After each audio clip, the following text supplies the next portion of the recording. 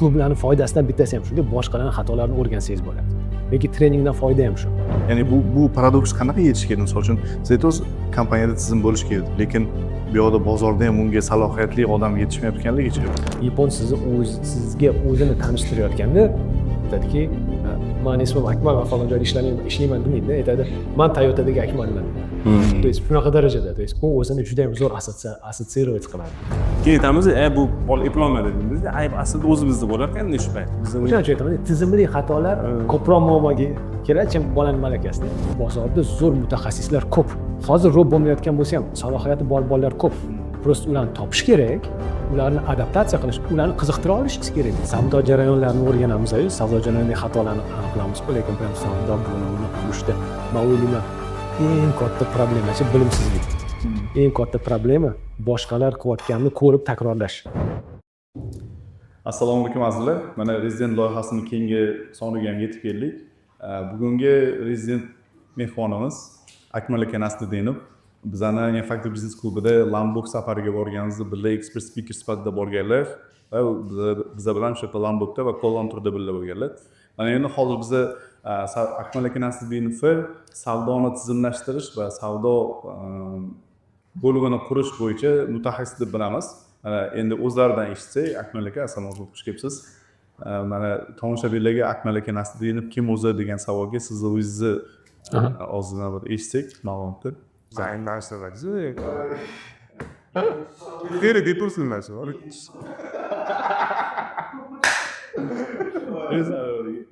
Zo'r bo'ldi. Tanishtiring endi. Assalomu alaykum Rashidov. Burch Millatizov, Kanstik va Kanstik loyihalari asoschisi. Bizani ham boshlovchimiz, ham biznes klubimiz a'zolari. Rashidov. Bo'rol. Assalomu alaykum. Va alaykum assalom. Katta rahmat taklif uchun. Xursand bo'ldim.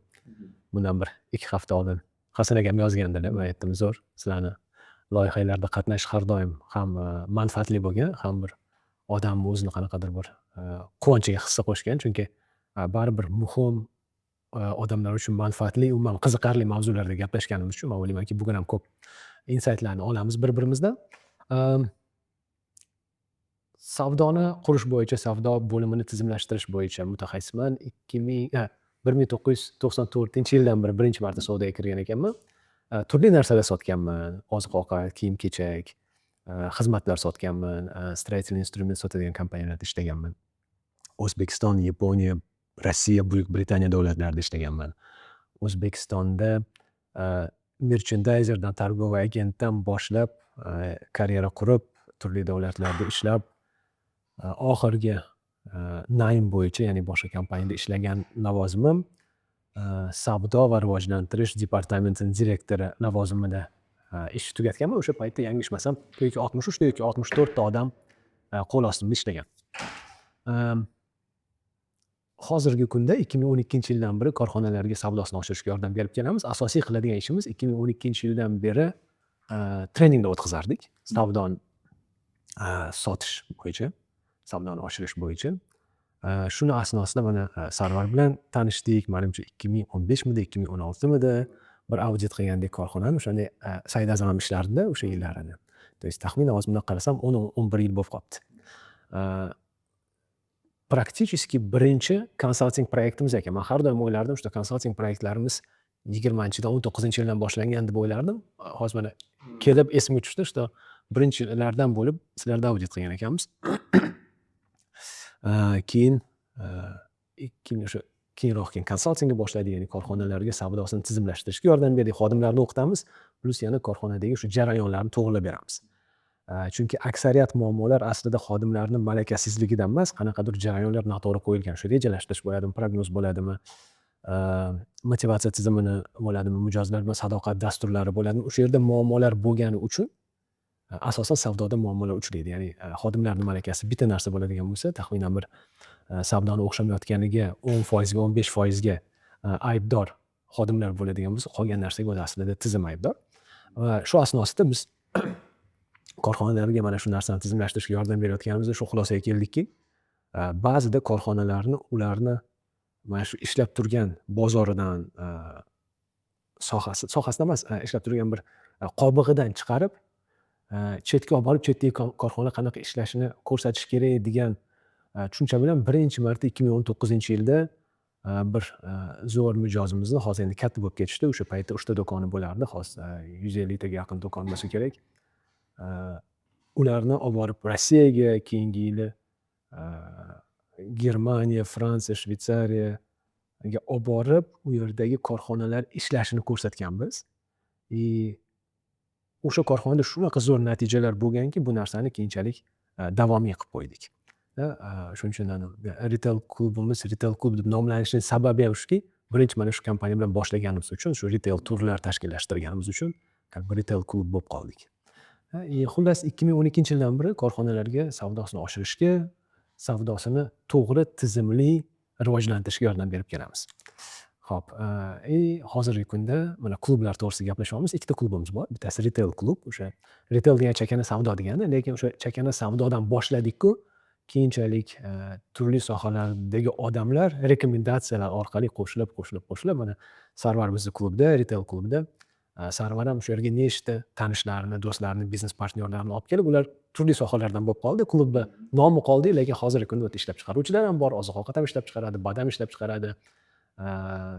Qanaqadir boshqa narsalar, reteylerlar bor, haqiqatan chakana savdolari bor. Bir nomini o'zgartiramiz dedik. Nomini o'zgartiramiz dedik, gaplashdik, qanaqadir variantlar qidirdik, qarasak bir o'zimizni nomimiz qanaqadir 22-yilda boshladik, o'sha 4 yil bo'libdi, 4 yildan beri klub ishlab kelyapti. Bu birinchi klubimiz, ikkinchi klubimiz u yaqinda ochildi, aprel oyida ochildi. Endi mana 2 oy bo'lyapti. Sales klub deb nomladik uni. Endi retail klubda ko'proq biznesni boshqarish to'g'risida gaplashsak, plus hayotingizni boshqarish, vaqtingiz, energiyangiz, u yerda hattoki bir sog'liqqa bo'lgan narsalarni ham muhokama qiladigan bo'lsak, sales klubda juda ham spetsializatsiya tor, ya'ni faqat savdo, marketing, savdoni rivojlantirish, o'stirish to'g'risida gaplashamiz. Asosiy qiladigan ishimiz mana shu. Yana bir ikkita kompaniyada sherikchiligim bor. Bu yerda aktivda ishlamayman. Bittasi qurilish mollari, ikkinchisi oziq-ovqat. Akbar aka, ana hozir aytdingiz, 2012-yildan beri o'sha savdoni audit olmadi. Bundan tashqari biz o'sha kansler loyihamizni ishga tushirayotganda sizni anaqa chaqirib, o'shanda как раз oldin tanishuvdik-ku. Bizani proyektimizni zapus qilishga yordam bergan Akmal akam. Ya'ni polniy komandamiz bilan ishlab, qanaqa gaplashish kerak mijozlar bilan va hokazo zo'r natija ko'rganmiz o'shanda. Ben qiziqtirayotgan savol, mana hozir 2012-yildan beri bo'lsa, 14 yil farq bor o'tganda, to'g'rimi? 2012-yildan beri boshlaganmiz. O'sha paytdagi sudada bo'layotgan xatolar baribir endi siz asosiy ishingiz borganda o'rganib, xatosini topib, o'shani davolash bilan shug'ullanasizda, bunday qaragan. O'sha paytdagi xatolar hozir ham takrorlanyaptimi yoki hozirgi xatolar o'sha boshqachami? Men bu savolni berayotganim, bizda qanchalik rivojlanish bo'lyapti shu 14 yil ichida, xatolar o'sha boshqachaga boshqa urovanga o'tdimi yoki hali ham shu xatolarni qilyapmizmi? O'zbekiston miqyosida qanchalik shu narsa o'zgarib qo'yapti? Kompaniyalar har xil-ku. O'zini ustida ishlaydigan korxonalar bor, ya'ni o'tgan xatolarni takrorlamaydiganlar bor. O'zini tajribasidan ko'rib takrorlamaydi, birovlardan o'rganib takrorlamaydi. Misol uchun klublarning foydasidan bittasi ham shuki, boshqalarning xatolarini o'rgansangiz bo'ladi. Lekin treningdan foyda ham shu. Ya'ni treningga kelganingizda sizga ko'plab, o'nlab, 20, 100lab kompaniyalarni praktikasini, tajribasini konsentrat qilib beradi. O'sha narsani o'rganib, boshqalar qilgan xatoni qilmasligingiz mumkin. Lekin birinchidan shunaqa kompaniyalar borki, o'rganmaydi, baribir shu xatoni qiladi. Xatolar o'zgarganmi desangiz, konseptualni o'zgarmagan, faqat nozikroq bo'lgan. Ya'ni, misol uchun hozirgi kunda eski paytda nima bo'lardi? Yillar davomida ishlayotgan korxonalarda ham misol uchun CRM bo'lmasdi. Endi xatoligini hamma bildi, hozir kunda hammada CRM bor, lekin CRM noto'g'ri ishlatishadi. Yoki misol uchun hamma biladi, qanaqa rejalashtirish kerak. Rejalashtirishni zo'r rejalashtiradi, standartlar hamma joriy qilgan, ya'ni korxonasida standartlar yozilgan, boshqa qilgan, standartlarni bolalarga o'rgatishgan, lekin nazorat qilishmaydi. Ya'ni kichkina daqiq baribir muammolar bor. Yaqinda bitta kompaniya bilan gaplashdik. Endi xudo xohlasa ishlashni boshlaymiz, nomini aytmayman. Hamma narsa zo'r. IT kompaniya, ularda CRM bor. Zapis telefonных разговоров bor, boshqa bor. Lekin o'sha narsalarni tekshiriladimi, tekshirilmaydimi, kimdir uni o'tirib nazorat qiladimi, to'g'rilaydimi, bu hali ikkinchi masala. То есть protsess nuqtai nazaridan qaraydigan bo'lsak, xatolar o'shanga o'xshagan xatolar, faqat endi sal nozikroq, ichkariroq kirishingiz kerak u xatolarni aniqlab olish uchun. Oldin shunday yuzada turgan bo'lsa u xatolar, hozir uni aniqlash uchun sal chuqurroq kirishish kerak. Ko'p holatlarda ham har bir protsessgacha ham, har bir savdogacha ham, har bir mijozgacha ham tushib borishingiz kerak muammolarni aniqlash uchun. Oldin misol uchun sразу buni qilgin desangiz, hozir sal ko'proq analiz qilib, gaplashib, dandan ko'ra mijozlar bilan gaplashib, sotuvchilar bilan, rahbariyat bilan gaplashib, qanaqadir narsalarni ilg'ab olsa bo'ladi.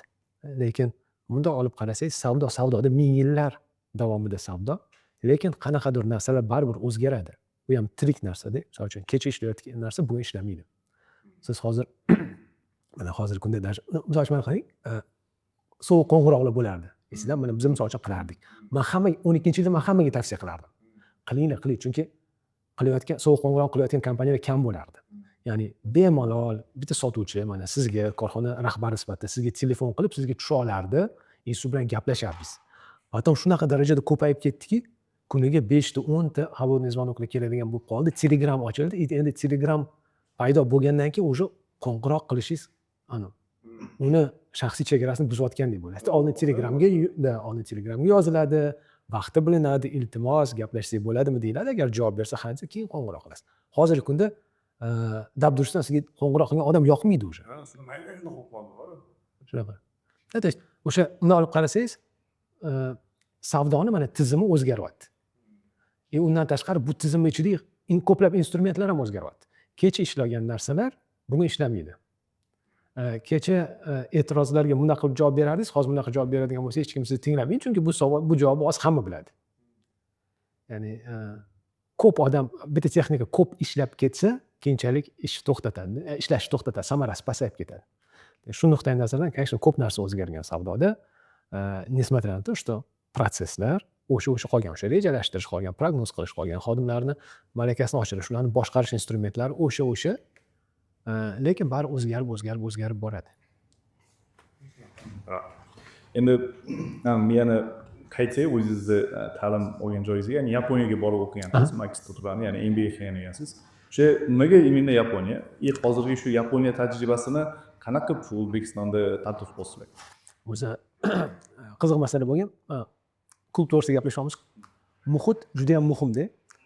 Men birinchi ta'limim Toshkent davlat iqtisodiyot universitetida bo'lgan. MIO fakultetida atrofimdagi ko'plab bolalar birga o'qigan kursdoshlarimiz chet elga o'qishga ketishgan. Angliyaga, Amerika, eng zo'r направлениялар Angliya bilan Amerika bo'lardi. Qolgan Markaziy Yevropa uncha rivojlanmagan, misol uchun Germaniyaga DAD degan programma borardi Germaniyaga ham, lekin praktik mana shu edi.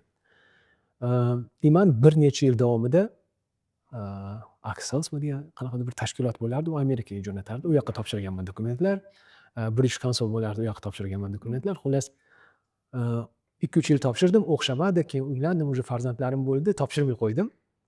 Bir kuni o'qituvchilarimizdan biri narxozda o'qiganlar ko'pchilik tanisa kerak, Milham Raymond degan odam juda ko'pchilikga yordam berganlar. O'sha birinchi biznes shkolani tashkillashtirganlar. U biznes shkolda biz asosan marketing, finansiy shunga o'xshagan narsalarni o'rganardik, lekin asosiy mavzu shunday ediki, u ingliz tilida bo'lardi darslar. Ya'ni po sути ingliz tilini o'rganardik. Ular tayyorlardilar. IELTSdan yordam berardilar, boshqa narsalar, shu bolalar chet elga o'qishga ketsin. Bir kun ko'rib qoldilarda, o'qishga ketdingmi dedilar. O'qib keldingmi dedilar. Men aytdim, yo'q, o'xshamadi. Sen harakat qilasanmi deb aytdim. Yo'q, o'sha ikkita farzandim bor, harakat qilaman desam, yig'ishtirib o'qish kerak dedilar. Darrov topshirdilar. Как раз British Council Anusbatida topshirdim. U yoqqa qanaqadir darajagacha o'tdimda, oxirgi etapidan shu yerda meni tanlashmadi. Keyin как раз ulardan jahlim chiqib, xafa bo'lib yurganimda yaponskiy programma kelib qoldi. Endi Yaponiyaga o'tib ketdim. Yaponiyaning yana zo'r tarafi, u yerda 2 yilga o'qish, Buyuk Britaniyada 1 yil o'qish. Har holda 2 yilda ko'proq narsa o'rgansangiz bo'ladi. Sen bo'la MBA, bir nechta fanlar bor. Marketing, finansiy, boshqaruv bor, menejment bor. Xullas shu narsalarni, ya'ni 1 yilda o'rganish sal qiyinroq, juda ham intensivni bo'ladi. Yaponiyada 2 yillik kurslar, shu tarafdan zo'r bo'lgan. Yaponiyada tashkil qiladigan organizatsiya juda ham kuchli organizatsiya, JICA degan organizatsiya. shunaqa darajada imkoniyat yaratib berishadiki, birinchidan top universitetga kirish imkoniyatingiz bor. Man Basada universitetida o'qiganman. Juda ham reytingi baland. Yaponiyada agar man Basada o'qiganman desangiz, sizni xursand bo'lib любой kompaniyani kutib oladi.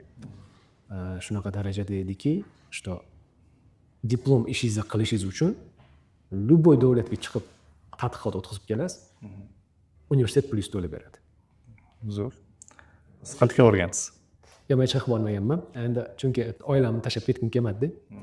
Bolalar Amerikaga borib kelishdi, yana kimdir Angliyaga borib keldi. Men endi oilamni tashlab ketgim kelmadi, chunki borganingizdan keyin bir 2-4 hafta yurishingiz kerak. Evet. Yaponiyaga tashlab ketdingiz. Yaponiya o'zida qildim. Zato Yaponiyada yirik xalqaro tashkilotda Hilti degan kompaniyada praktika o'tdim. Juda ham zo'r tajriba bo'ldi. Undan tashqari ular keyinchalik meni Moskvadagi ofisga rekomendatsiya qilishdi. Moskvada shu tashkilotda 3 yildan oshiq vaqt ishladim. Yaponiyada ham Hilti'da ishlagansiz. Yaponiyada Hilti stajirovka qildim. Bitta proyektini qilib berdim. Zo'r proyekt edi, ularga juda ham yoqdi. U proyekt asosida Hilti Yaponiya mana shu sohada nomer 1 bo'lib ketdi. Endi siz men qidirganim uchun emas, lekin o'sha sohani potensialini ko'rsatib berdim. Instrumentlarni dengizda turadigan narsalarga va kema qurilishida ishlatish bo'yicha analiz qilib berganman, qancha pul borligi o'sha yerda. Uni Hiltini Osiyo bo'yicha Osiyo bo'yicha savdo bo'yicha vitse-prezidentiga taqdimot qildim. Juda ularga ma'qul keldi. Avialarni ko'rsatib berdim, qaysi tashkilotda ishlaydi, qanaqa chiqsa bo'ladi, nimalarni taklif qilsa bo'ladi, qaysi instrumentlarimizni taklif qilsak bo'ladi mana shu sohalarga.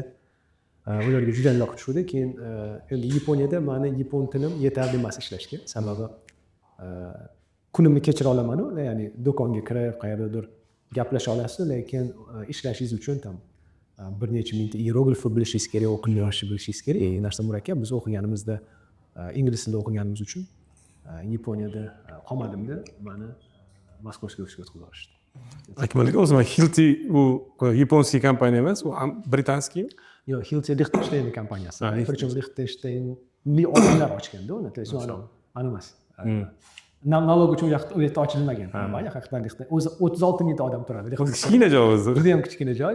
Mashinada o'tib ketsangiz sezmay qolasiz. Xolos o'sha yerdagi korxona. Ichki aylanib chiquvdik biz.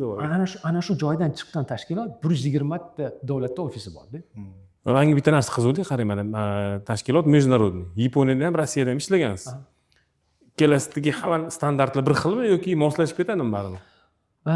U narsani aniq ayta olmayman, chunki Yaponiyada bor yo'g'i 3 oy ishlaganman, 3 oy stajyor bo'lib ishlaganman, ya'ni praktikant bo'lib ishlaganman. Tabiiyki ishlash prinsiplari har xil.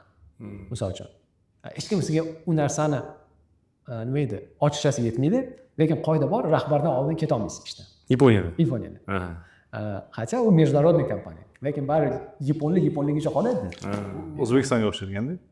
O'zbekistonda ham ko'p joyda ishlanadi. Davlat tashkilotlarida shunaqa. Shu rahbar ketmaguncha o'tiraverishadi. U yerda rahbar ketmaguncha o'tirishingiz kerak, oldinroq kelib olishingiz kerak. O'shaning uchun Yaponiyadagi ishchilarni 7-Eleven deydi, ular 7 dan 11 gacha ishlaydi. Shunaqa darajadaki, что ishdan chiqqanda уже oxir, misol uchun Tokioda yashamasa agar, yondagi prefekturalarda yashasa, oxirgi poyezd ketib qolgan bo'ladi-da. Stansiyada uxlaydi. Ertasi kuni qaytib keladi. Endi o'shaning uchun lekin международный kompaniya bo'lgani uchun baribir международный qanaqadir standartlar bor. Misol uchun imkoniyatingiz bor, maylisda o'tirganingizda xohlagan odamingiz bilan talashishga. Yaponiyada. Anda международный kompaniyada. Lekin yaponsizda shu narsani qila olasizmi, qila olmaysizmi, bu ikkinchi masala. Chet elda o'qigan bo'lsangiz, chet el opiti bo'lsa yoki shu tashkilotda ko'proq vaqt ishlagan bo'lsangiz, unda balki talasharsiz. Chunki men soat 9 da kelardim, 6 da ketardim. Baribir men sezardim, sal boshqacha qarashadi. Atamasdaga. Hali O'zbekistonda ishlaganda bo'lgan ekansiz. Rostda yaponlar bizga o'xshashib ketar ekan, deydimi? Bizda ham andisha qilib o'tiradi-yu. Yaponlar bilan juda ham o'xshash taraflarimiz ko'p. Hattoki o'zbek tilini gapini strukturasi yapon tilining strukturasi bilan bir xil. Shuning uchun o'zbeklarga yapon tilini o'rganish juda ham oson. Lekin bitta farqimiz bor, baribir yaponlarda ishchilar endi eshitishim bo'yicha bitta ishxonaga kirganda butun umrga ishga kirgandek anaqa bo'lib, ishdan bo'shaganda katastrofa bo'lar ekan-ku, to'g'rimi ular uchun? Bizda shunaqa emasda, hozir juda bizda shunaqa. Endi bunaqa, Yaponiyada ham o'zgaryapti bu narsa. o'zgaradi. Ha, hozir baribir. Oldin Yaponiya juda ham yopiq jamiyat edi. Biz yashaganimizda ozgincha xitoyliklar bo'lardi, ozgincha koreyaliklar bo'lardi. Hozir xalq ko'p. Shunaqada biz oldin metroda yurganimizda faqat yapon tilida eshitardik. Hozir tursangiz ham ingliz tilida gapiradi. Metroda keyingi stansiyani misol uchun e'lon qilayotganda ham ingliz tilida, ham koreys tilida, koreys tilida, ham xitoy tilida. Aniq, to есть yangi odamlar kirib kelyapti, jamiyat bari o'zgaryapti, yoshlar bor chet elga ketib kelyapti, ko'ryapti-da. Ular ham endi anaqa oldinga o'xshab bir umrlik employment ishlamayapti. Bari o'zgaryapti, lekin ham aslida shunaqa, hattoki shunaqa darajadaki yapon sizga o'zini tanishtirayotganda aytadiki, "Men ismim Akmal va falon joyda ishlayman" demaydi, aytadi, "Men Toyotadagi Akmalman" deydi. То есть shunaqa darajada, то есть u o'zini juda ham zo'r assotsiировать qiladi. Endi uni qarsakki qo'ldan chiqadi deb korxonalar ham zo'r sharoitlar vaqtida yaratib berganda ko'p odamlar bitta korxonada ishlash uchun. Misol uchun xato qilsa sizni urishishi mumkin. Endi как urish deganda aytadi. Xatoingizni ko'rsatish mumkin, xatoingizga sizni gapirish mumkin, qattiqroq gapirish mumkin, lekin xato qilganingiz uchun sizni haydab yubormaydi. Xuddi oilada farzandingiz xato qilsa uni uyga haydab yubormaysiz, to'g'rimi? Ya'ni munosabat shunaqa. Shuning uchun men o'ylaymanki, odamlar ham uzoq muddat ishlaydi. Mana Hilton zo'r narsani aytib bering. Nima uchun odamlar ko'p ishlaydi tashkil etadi? Ular mana Moskovskiy ofisga qilishdi.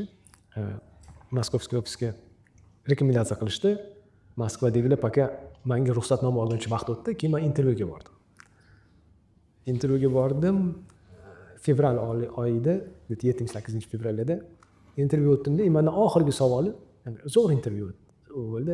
Maza qilib gaplashdik, taxminan 1,5 soat. Keyin oxirgi savoli, "Nechta pul oylamoqchisiz?" dedi. Men endi Moskvaga endi kelyapman. O'zbekistonda yurganimda oyligim taxminan $700 atrofida edi. Moskvani bunday ko'rdimda, qimmat ekan, kvartira shuncha turar ekan, yeb ichish muncha ekan deganda 1,5 ming dedim. Xo'p, yaxshi dedi.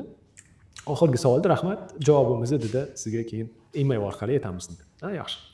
Endi rasus Moskvaga bordim, 2-3 kunga bordim o'zi, faqat intervyuga. Endi aylanaylik dedim.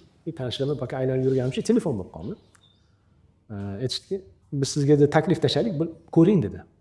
Bizga Qizil maydon atrofida yurgandik, men ketdik uyga, internetni ko'ray dedim. Kompyuter ochdimda bitta oysam yozib qo'yibdi.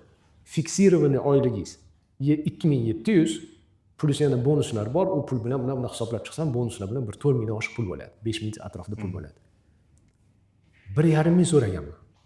Mana siz ham biznesmensiz, siz ham biznesmensiz. Ikkala odam qo'lingizda odam ishlaydi.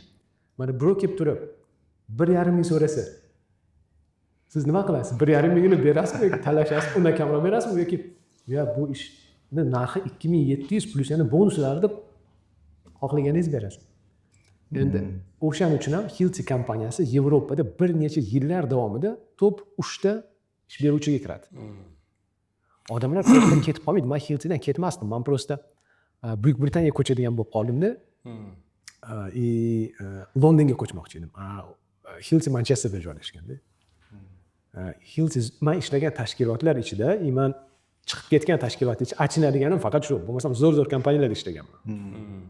Lekin endi achinish emas, endi aytmoqchimanki, mana shu kompaniya zo'r, haqiqatan mazza qildim, zo'r ishladim, ko'p narsa o'rgandim. Minnatdor bo'lib qolgan kompaniya mana shu. Chunki munosabat mana shunaqa.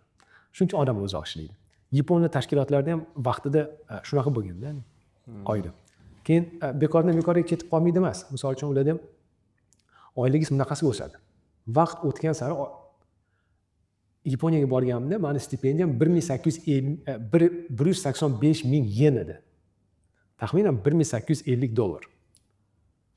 Endi ishga kirgan bo'lsangiz, universitetdan chiqib, 23, 24, 25, 26 yoshlaringizda oyligingiz taxminan shunaqa bo'ladi. Studentning stipendiyasiga o'xshagan bo'ladi. Lekin vaqt o'tgan sari oyligingiz juda katta bo'ladi. Bitta korxonada uzoq vaqt agar ishlab chiqib ketadigan bo'lsangiz, pensiyaga siz chiqib ketayotganingizda bir necha ming dollar, bir necha million dollar bilan chiqib ketishingiz mumkin, lavozimingizga qarab. Vyuplata bittada. O'shaning uchun 40 yoshdan oshganingizdan keyin уже ishni o'zgartirmaysiz. Ya'ni u yerda nafaqat nima edi, loyalность faqat so'zda emasda, ya'ni u yana pul bilan ham mustahkamlangan. Vaqt o'tishingiz sari sizdan keladi. Zo'r.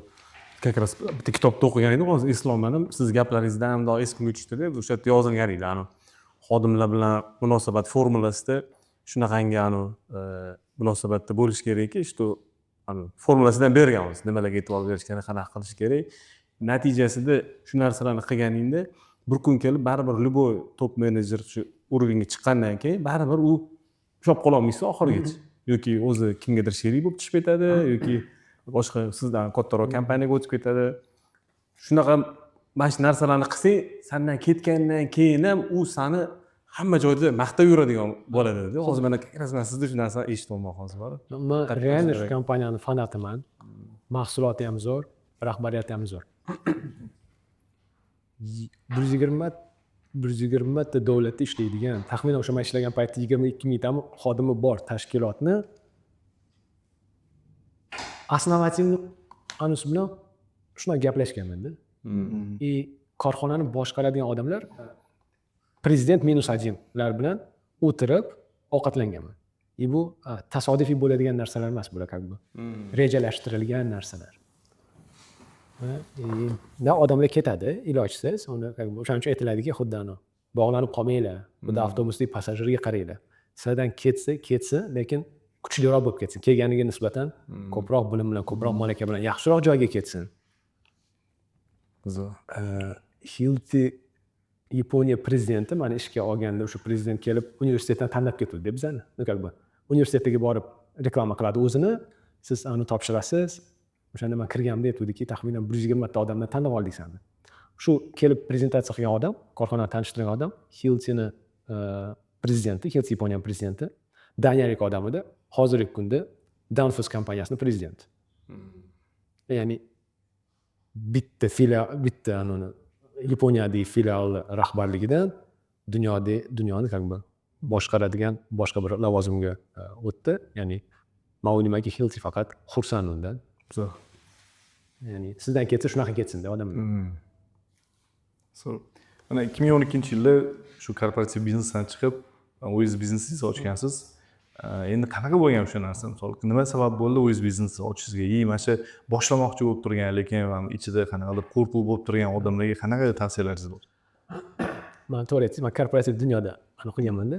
U yerda ish qidirish jarayoni bor, intervyuga borish jarayoni bor. Ularning hammasidan o'tganman. Keyin oxiri bir kuni bir tashkilotda ishlab yurdim. Bu yerdan ketadigan bo'lib qoldim, har xil sabablarga. Ma'lum bir sabablar bilan ularni aytmoqchi emasman. Xullas ketdim-da u yerda. Bir do'stimiz bor, o'shalar bilan ishladim ozgincha. Bir loyihani o'ylab turdik, Yaponiyadan mahsulot olib kelib sotish. Lekin Fukushimada bitta viloyatida suv bosdi-da, atomli elektr stansiya Latiyada, o'shanga biz to'xtatdik u proyektni, Yaponiya narsalarga sotmoqchi to'xtatdik. Boshqa narsani qidirishni boshladim. Yana nima qilsam bo'ladi qidirishni boshladim. Orada bir ikkita tanishlar, o'sha savdo bilan shug'ullanadigan tanishlar men bilan gaplashib yurgan odam, "Aka, shu menga ana kuni gapirib bergan narsangizni bolalarimga gapirib bering" dedi. Borib 2 soat, 3 soat gapirib berdim. Keyin zo'r bo'ldi, yana bir marta gapirib bering dedi. Yana bir gapirdim. Keyin yana tanishlar orqali yana kimdir keldi. Unda qarasam, в принципе, talabga ega narsa ekan. Ya'ni odamlarga shu qiziq ekan. O'zingiz tajribangiz bilan, texnikalar bilan bo'lishsangiz, xullas shunaqa qilib sekin-sekin mana shu sohaga o'tdim. Ya'ni bu narsa o'tirib, o'ylab bo'lgan narsa bo'lmadi. Shunaqa kelib qoldi. O'zidan o'zi bir shunaqa bir yo'l ochildi desam bo'ladi. Men u yerda ham o'tirib, fikrlab, biror narsadan qo'rqib, uni qilganim yo'q edi. Keyinchalik o'sha boshlaganingizdan keyin, naymda ishlamaganingizdan keyin, lekin menda zo'r narsa bor, to'g'ri. Srazu katta pul olmaysiz-da, o'shanda salomni qilasiz. Ya'ni o'rganib qolgansiz-ku, stabilniy qanaqadir oylik olishga. Siz aytam, har uslovga har oy oxirida qo'lingizga qanchadir pul tushadi, siz o'sha pulga yashaysiz, siz bilasiz, qancha kelib tushadi u pul bo'lib. O'zingiz biznesingizni ochganingizdan keyin qanchadir vaqt birinchi, ikkinchi сделкаlar bo'ladi, xursand bo'lasiz, lekin keyinchalik сделкаlar bo'lmagandan keyin sal, конечно, xavotir bo'ladi. Nimaga bo'lmayapti bu hokazo deb. Men просто savdodan chiqqanim uchun, endi savdodagi odamlarni bitta yaxshi ishlagan bo'lsa, agar tushungan bo'lsa savdoni biladiki, что daromadingiz harakatingizga bog'liqda. Men aniq bilardim, yetarlicha harakat bo'lsa, точно qanaqadir bo'ladi. Birinchi klientlarimga telefon qilib qilardim. O'sha холодный звонок bilan, холодный звонок qilardim. Endi direktorlar hal qilish kerak-da, chunki ko'p holatlarda bizada korxonalarda hatto treningni ham eng yuqoridagi odam hal qiladi. O'shalarga telefon qilardim, o'sha холодный звонокga meni hech kim tanimaydi, assalomu alaykum, mana bunaqa muammolaringiz yo'qmi savdoda? Bizda mana shunaqa yechim bor. Xohlasangiz bir kelib gaplashamiz derdik. Aytganimda o'sha payt холодный звонок ishlardi. Yoki ba'zida shunaqa bo'lardiki, u odamga telefon qila olmaysizda, telefon bor, qatandир topasiz, lekin o'zi ko'tarmaydi, deylik, sekretari ko'taradi. Uni o'tish yo'llari bo'lardi. Hozir o'sha narsalar misol uchun borib ishlamay qolyapti, chunki slishniy ko'p odamlar ishlatib tashyapti bu narsalarni. Hatto shunaqa holatlar bo'ladi. Men aytaman, assalomu alaykum, yaxshisiz, men Akmalmi? Misol uchun korxonaning egasi tam E'zoz Falonchiyevich bo'lsa, E'zoz aka o'zidami derdim. Yo'q, bo'pti, aytib qo'ying, bo'lsam Akmal telefon qildim. Raqamni yozib qo'ying derdimda. Raqamni yozib olardi, keyin menga o'zlari telefon qilishadi. Rahbar odam, katta kompaniyaning direktori, assalomu alaykum, menga telefon qilgan ekansiz, men ismim falonchi, siz Akmal aka menga telefon qilgan ekansiz dedi. Keyin, конечно, не факт, что сделка bo'lardi. Men trening to'g'risida eshitganimdan keyin qiziq emas, u yerda deb qo'yib qo'yardik ko'pchilik. Lekin mana shu narsa ishlardi, odamlar перезванивать qiladi. Hozir hech kim перезванивать qilmaydi. Men hozir bu yoqqa kelishimdan oldin yarim kun trening o'tdim, 9:12gacha trening o'tdim. Bundan qarasam bir nechta пропущенный звонок. Oldin пропущенный звонокlarga перезванивать qilardim. Hozir qilmayapman. Chunki слишком spam ko'p. Просто tak telefon qilayotganlar. Keyin oldin odamlar qo'rqardi, prokuraturadan qilgan bo'lsa-chi, налоговыйdan qilgan bo'lsa-chi, qaytib qilmasam hozir nima deydi, qarshi bo'lib qolmasin menga deb. Siz ham intervyuga qoldirar ekansiz-da, Akmal, hech kimligingiz yetmasa Akmalga telefon qilaveringlar. Endi bugungi kunda bu narsada ishlamaydi, hozir hech kim ishi yo'q. Shunaqa. Endi anaqa aytsak, ya'ni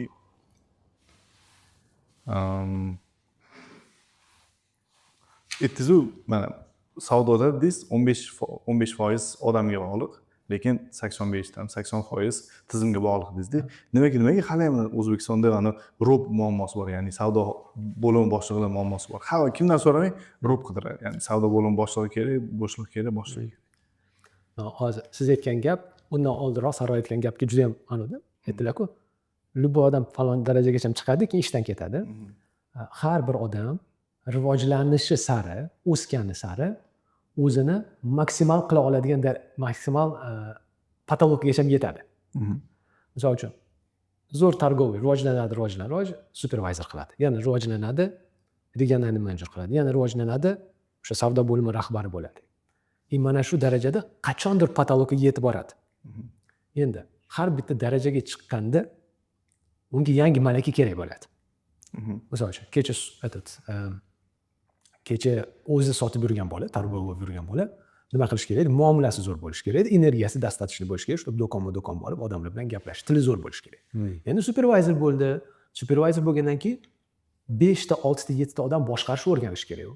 Endi bu boshqa malaka kerak unga, boshqa ko'nikma kerak. Hop, keyin regionalniy bo'ladi. U yerda o'sha tahlilni o'rganish kerak. Supervizorlarni boshqarishni o'rganish kerak. Endi keyin rob bo'ladi. Robda tizim qurishni bilish kerak. Savdodagi jarayonlarni yaxshi tushunish kerak. Soответственно, o'sha ko'nikmalarni shu odamga berish kerak. Lekin muammo shundaki, har bir etapda hech kim unga uni tushuntirmaydi. Yiliga bir marta, 2 marta trening yetarli emas.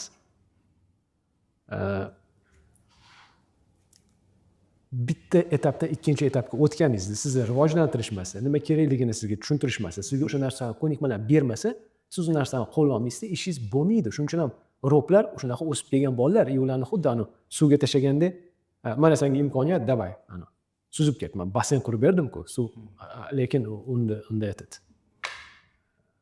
Suzish ham texnikasi bor-ku. Oddiy narsa suzish ham texnikasi bor. Lekin mayli, suzish talaniku, suzishda har holda raqobatchilaringiz yo'qda, bozorda raqobatdosh muhitda, raqobat muhiti. Siz bir o'zingiz emassiz. U ko'proq plavaniya emas, boksga o'xshaydi. To'g'rimi? O'sha boksda ham birinchi qanaqa bitta udar atrobotga qilasiz. Keyin kimdir bilan sparingga qo'yadi, o'zingiz tengi bilan. Keyin sal rivojlanganroq odam bilan qo'yadi. Har safar siz o'zingiz naviklaringizni, ko'nikmalaringizni atrobotga qilib, keyin 1 yildan keyin, 2 yildan keyin qanaqadir bir kichkinaroq turnirga chiqasiz. Keyin bir 5-10 yildan keyin katta turnirlarga chiqib, professional balki boksga o'tib ketasiz. Ya'ni hamma narsani ketma-ketlik bor. Sizni boshida endi boksga kirib kelganingiz bilan sizni o'rgatgan treneringiz uni professional trenerda boshqa odam bo'ladi. Chunki ular o'sha boshqa ko'nikma berish kerak. Bizda unaqa yo'q-ku. Kim o'qitadi? Mana realni olib qarang. Necha kun trening bo'ladi. Mana retail klubda 24 marta uchrashamiz. Yiliga 24 marta har xil mavzuda gaplashamiz. Lekin misol uchun sales klubda 24 marta uchrashamiz. 24 ta mini trening bo'ladi. Har bittasi bitta dona mavzuga bag'ishlangan. To'g'ri, u yerda ko'p instrument berlar, ko'p gapirlar, misol ko'p narsani muhokama qilamiz, u yerda ko'p narsa olishingiz kerak, bitta narsa olishingiz kerak.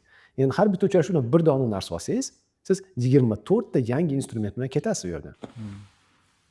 Mana shunaqa qilib rivojlanish bo'ladi. Ya'ni u bir kunlik emas, bitta treningga qatnash emas, bitta kitob o'qish bilan emas. Mana bizda misol uchun retail klubda ham, boshqa klublarda ham kitob taqdimoti bor misol uchun. Hattoki lekin shu paytgacha mana klubda 24 ta odam bo'lsak, taxminan bir 5 ta odam taqdimot qilgan.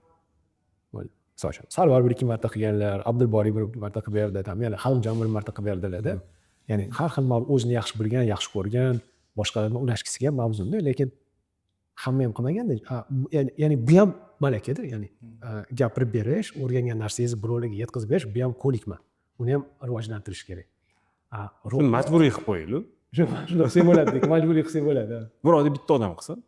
Shunaqa qilsa bo'ladi. Mana shu narsani, ya'ni mana shunaqa kichkina lekin ko'p treninglarni ro'p o'tkazish kerak-da. Bunda olib qarasangiz, kompaniya yo'q, unaqa xalqaro tashkilotlar bor. Xalqaro kompaniyalar bor, shu narsa qilinadi, mana shu programmasi bor, целый tizimli o'qitish bor, dasturi bor. Men tanigan kompaniyalarning ichida bilmadim, bir 90% bu narsa yo'q.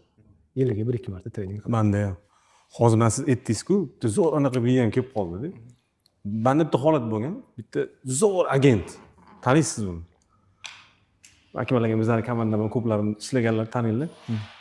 Bitta zo'r agent, вообще chempion agent. Endi ishlagandan keyin, ko'p ishlar o'rgangandan keyin uni baribir qanaqadir o'stirish kerak deb anaqa qilib bilasizku baribir. Rahbariga aytdim, ro'piga. Bo'ldi, bunda supervizor qilaring, boshqa anaqaga olinglar-da, supervizorga o'tkazinglar уже desa. Voy dod-dodda-da. O'tmayman supervizorga dod. Bo'lmayman, men agent bo'lib qolaman dodda-da.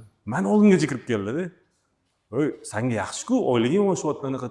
Yo'q, menga kerak emas, oylik kerak emas dodda-da. Hozir men aytganingizdan keyin o'ylab qoldim. Demak, unda supervizorlik ko'nikmasini o'rgatmasdan turib, unga uni taklif qilganda qo'rqqan u.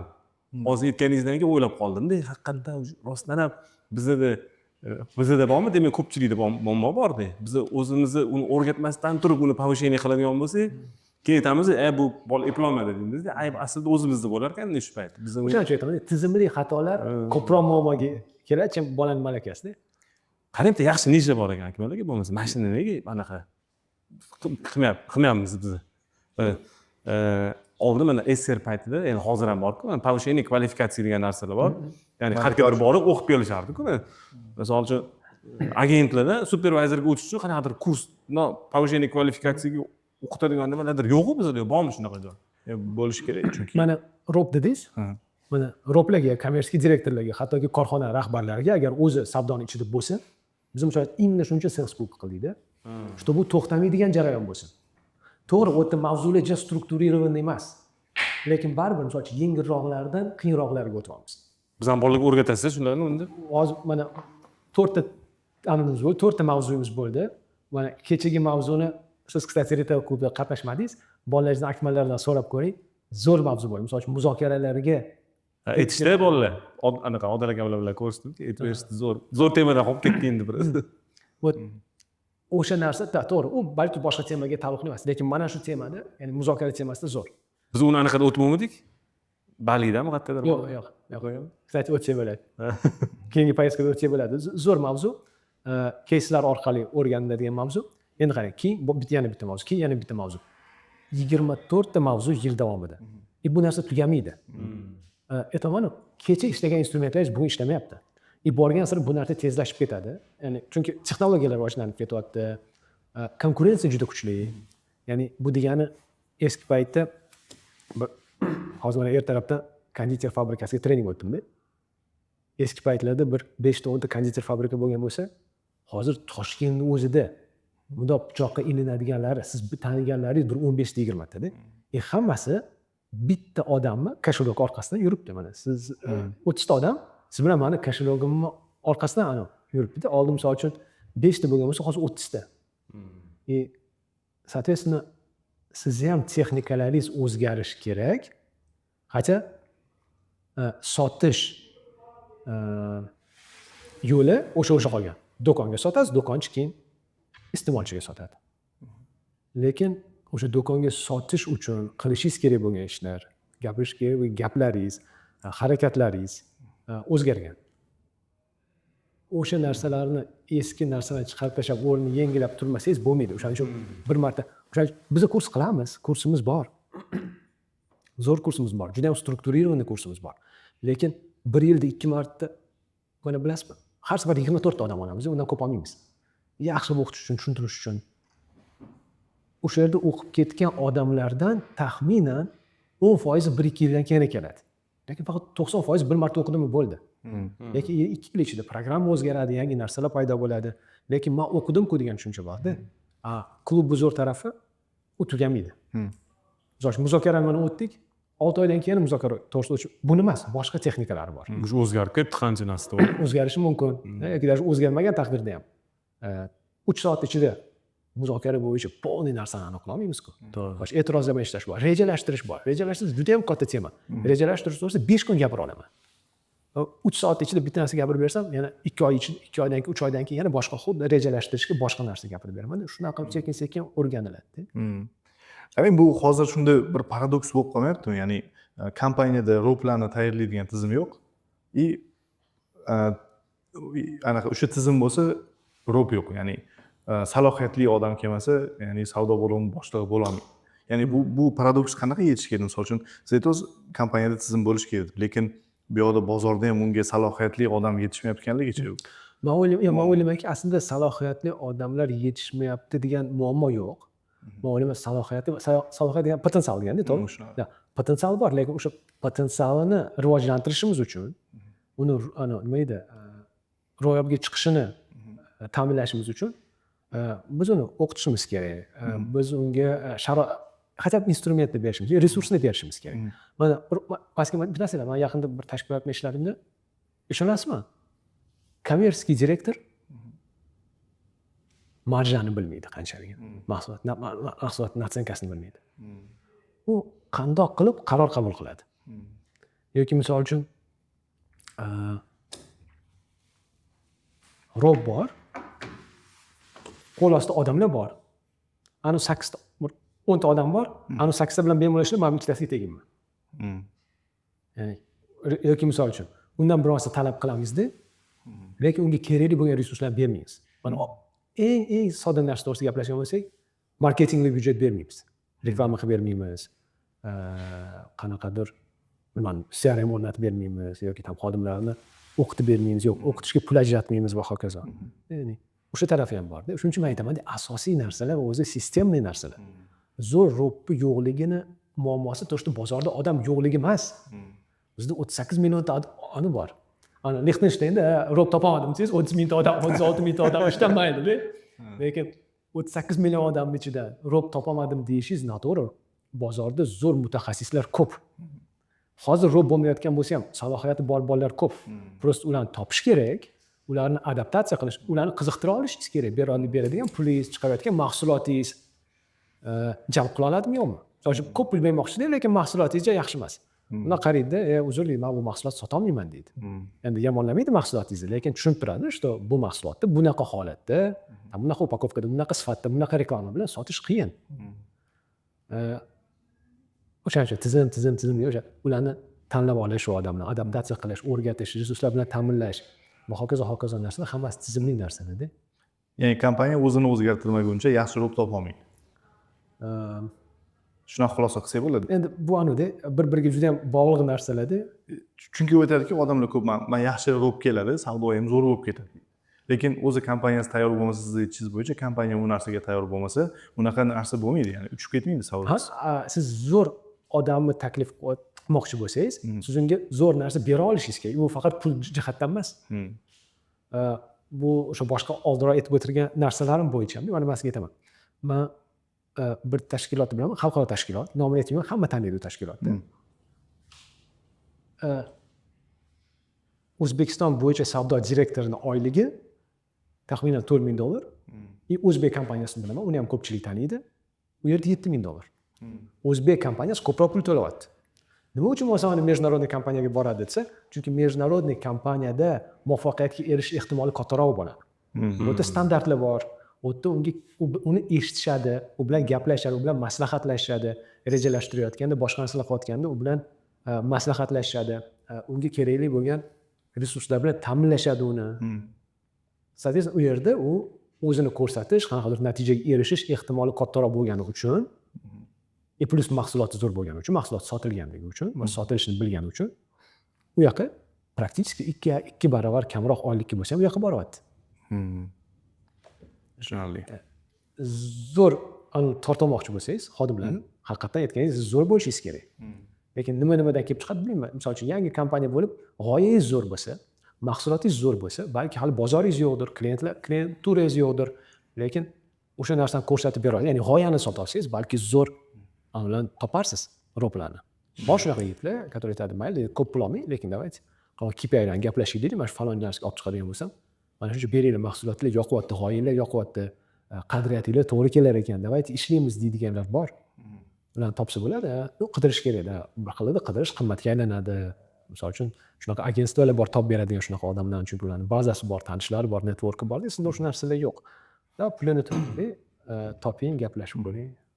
Bir anaqada zo'r rop topilsa ham, agar siz kompaniyangizda xavs bo'layotgan bo'lsa, keladi. Endi agar u bilan birgalikda siz tizim qilaman desangiz, turib bersangiz orqasidan. Birga qilaylik deb turib, o'zgarishlar qilib turib bersangiz, o'zgarishini bo'ladi. Lekin xavsga keldi, tashlab yubordingiz-da uni. Yo'qda qarindoshingiz, tog'ingizni o'g'li, ammangizni qizi, misol hamma joyda o'tiribdi-da, u yoqqa borib urilyapti, hech kim eshitmayapti. Bu yoqqa borib urilyapti, hech kim eshitmayapti. Shunaqa holatlarda ishlamaydi bu narsa. Turib bersangiz zo'r gap bo'ldi. Real zo'r gap bo'ldi. Chunki shunaqa bo'ladi. Olinadi, tashlab qo'yiladi, muammo boshlasa, "Men qarang, masalan, muammoni yechimiga aniq qildim-ku, pul to'ladim." Lekin muammoni yechish uchun bir xilda admin resurs kerak bo'ladi. Ana odam hammaga, "Men qaranglar, men bu aytgan odamni ishini qilinglar" deyish kerak-da. Aytganingiz unaqa bo'lmaydi, tashlab qo'yadi o'ziga. Chunki o'zi ham ish olmaydi o'sha robga. Balki. Zo'r anaqa insight bo'pti-da hozir mana shu. Hozir kimlardir eshitib o'tirganlar, rostdan ham men o'shani shunaqa bo'lgan ekan deb o'ylab xulosa chiqarsak. Xo'p. Endi mana kompaniyalar savdo bo'lim qurayotganda aytdingizki, shu tizim qilish kerak. Shu haqida gapirsak, eng katta qiladigan bir xatolarni aytib ketsangiz, nimada xato qilyapti hozirgi ko'p kompaniyalar savdo bo'limi qurishda? O'xta yaxshi savol bo'ldi. Savdo jarayonlarini o'rganamiz-ku, savdo jarayonidagi xatolarni aniqlaymiz-ku, lekin ham savdo bo'limini qurishda men o'ylayman, eng katta problemachi bilimsizlik. Eng katta problema boshqalar qilayotganini ko'rib takrorlash. Misol uchun, zo'r, mana Sardor akam konstavar qilyaptilar, mana bunaqa narsa qildilar. Sen qayerdan bilasan Sardor aka u narsaga kelish uchun nechta etapdan o'tib kelgan? Sen qayerdan bilasan qanchalik uning finansiy podushkasi bor? Ana deydi falonchi kompaniya deydi aksiya qildi-ku deydi. Davay bizam usta boshqa qo'ydik. Men qara, u kompaniyani 35-40% marjasi. Sani 15% marjang u boshlaga yetmaydi. Sen minusga kirib ketasan.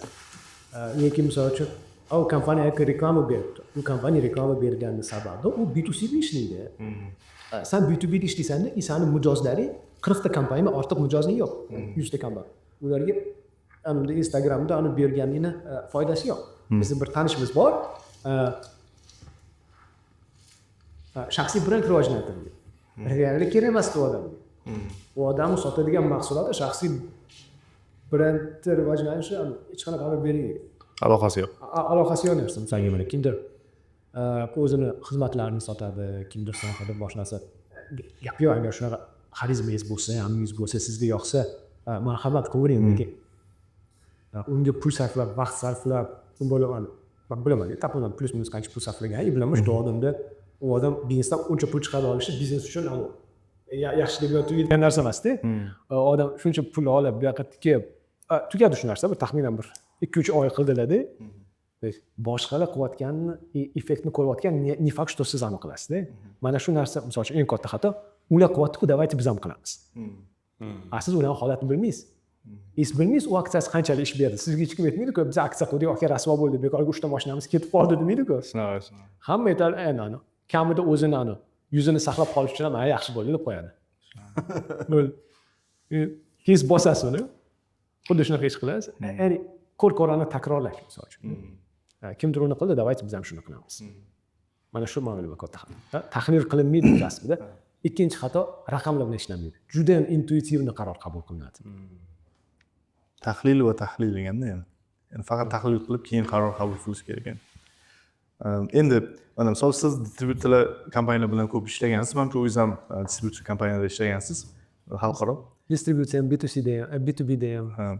Endi mana hozirgi biz o'zimizda ham shu men Koreya nima deydi, tajribamda ham distributsiya kompaniyasi bo'lgan, o'zimiz noldan qurganmiz, texnika distributsiya qilganmizda.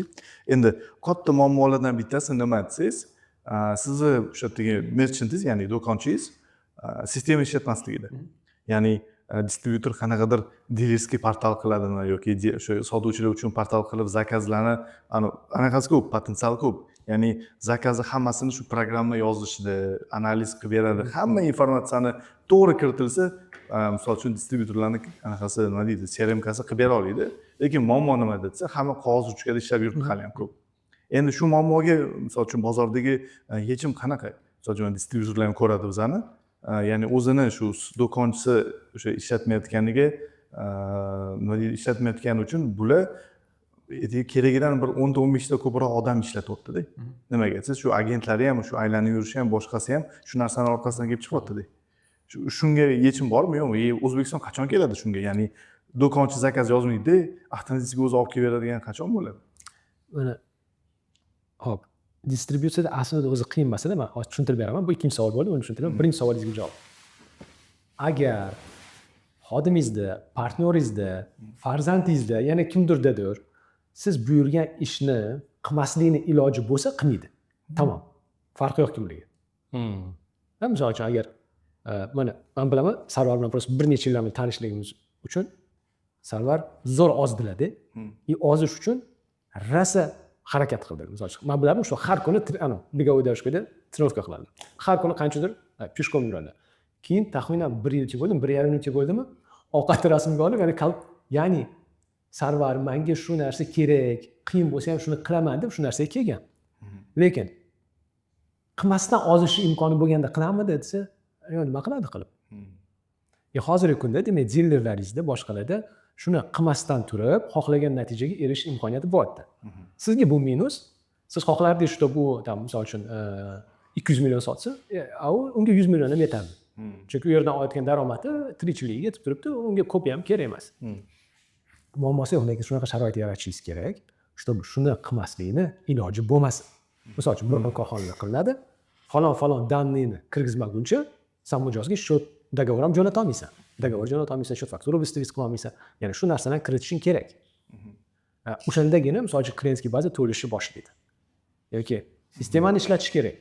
Xo'p, sistemani ishlatmasa nima bo'ladi desa, nima bo'lmaydi, biz просто urushib qo'yamiz, uni ishlatmayman deydi. Chunki nima qiladi, naprigatsiya qiladi. Birinchi narsa. Ikkinchi narsa, ko'pchilik qo'rqadiki, men hozir kiritadigan bo'lsam, mijozlarimni tortib oladi. Keyinchalik meni o'rnimga boshqasini qo'yib qo'yadi. Yoki soliq kelish mumkin deydi. Soliqqa chiqib ketadi. Endi hozir nima edi, programma mana bunaqa hozir. Seri ishlasangiz ham bo'ladi, boshqa ishlasangiz ham bo'ladi. Ko'p programmalar uni поддержка qiladi-ku. Lekin gap даже soliqda ham emasda, ular просто qo'rqadi, что meni mijozlarimni klientskiy bazam hozir kompaniya o'tib ketadi. Misol uchun головной kompaniya bo'lsa, meni mijozlarim-ku deydi. Lekin misol uchun sotuvchi ham aytadi, bu meni mijozlarim, lekin unaqa emasda. Sotuvchi shunga oylik olyaptimi, demak u oylik to'layotgan odamning mijozlari. O'shani kiritmasdan turib, baza yuritmasdan turib, siz belgilagan vazifalarni bajarmasdan turib yashash imkoniyati bo'lsa, qilmay qo'ya qoladi, потому что odamlar yengilroq yo'ldan ketadi. Tamom. Ikkinchi savolingiz esimdan chiqib qoldi. Qachon shunaqaga kelamiz biz, ya'ni O'zbekiston misol do'konchi qo'lda zakaz agent zakaz olmaydi, Buni qarang. Agar oziq ovqat to'g'risida gapiradigan bo'lsak, boshqa narsalar to'g'risida gapiradigan bo'lsak, sal qiyinroq masala. Nima uchun? Unda siz do'konga shunaqa darajadagi zo'r balki kelar hozirgi искусственный intellekt bilan qo'yishingiz kerakki, чтобы do'konni o'zi generировать qilsin zakazni. Lekin bitta narsa bor-da. Aytib, misol uchun, konditerkada yoki молочкада yoki yana любой sohada oziq ovqatga gapiradigan bo'lsak, farmatsevtikani gapiradigan bo'lsak, даже mana siz aytgan texnikani gapiradigan bo'lsak, bitta produkt bo'yicha o'nlab konkurentlar bor.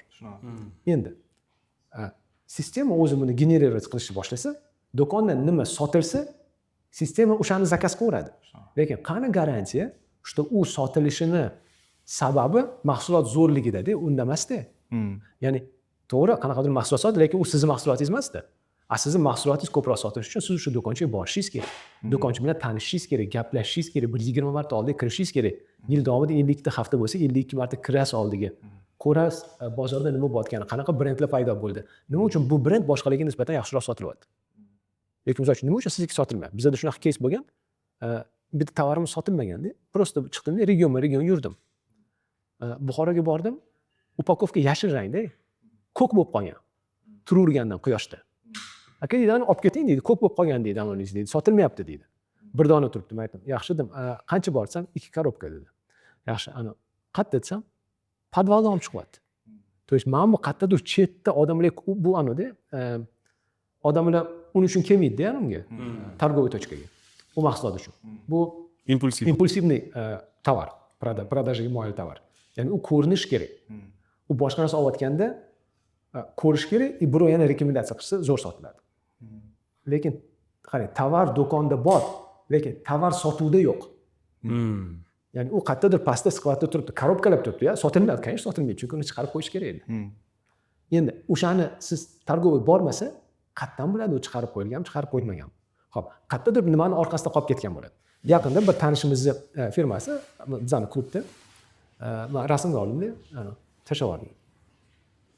Mahsulotlari ayollar ishlatadigan mahsulot. Shunaqa joyda turibdi, uncha-muncha ertaga qo'li ham yetmaydi. Meni qo'lim yetmaydi misol uchun. Bir bo'yi 190 lik odam balki qo'li yetar. Endi kimdir o'shani olmoqchi bo'lsa, do'konchini chaqirish kerak, do'konchi stulchasini olib keladi, stul ustiga chiqadi oyog'i bilan. U narsani olib beradi unga. Endi ayol kishi oladigan, olayotgan narsa ko'pchilik do'konchini chaqirmaydi hamda. Menga uni olib bering demaydi. Qo'li yetmadimi, boshqasini olib ketadi. Do'konda mahsulot bor, sotuvda yo'q. Ko'rinib turibdi, lekin sotuvda yo'q u mahsulot. Endi торговый ishlamasa, u narsani to'g'irlash qiyin. Men aytmoqchi bo'lgan narsa, торговыйlarning ko'proq ishi merchandisingdan ko'ra, ya'ni zakaz olish bo'lib qolgan. Shunaqa. Bu rost. Ya'ni agar zakaz olishi, ya'ni shu bura beradigan zakazini sistema qilganda edi, bu yoqdagi shu торговый agentlarni, ya'ni savdo agentlarini ko'proq vaqti shu siz aytayotgandek narsalarga yetardi. Ya'ni shu muammo juda katta muammo demoqchiman. Ya'ni distributorlarda, ya'ni do'konchisi sistema ishlatmaydi, sistema ishlatmaganligi uchun qo'lda qog'ozda anaqa olish kerak. Kirib keladi, pul bormi, pul yo bugun yo deb chiqib ketadi mashina. Shunaqa.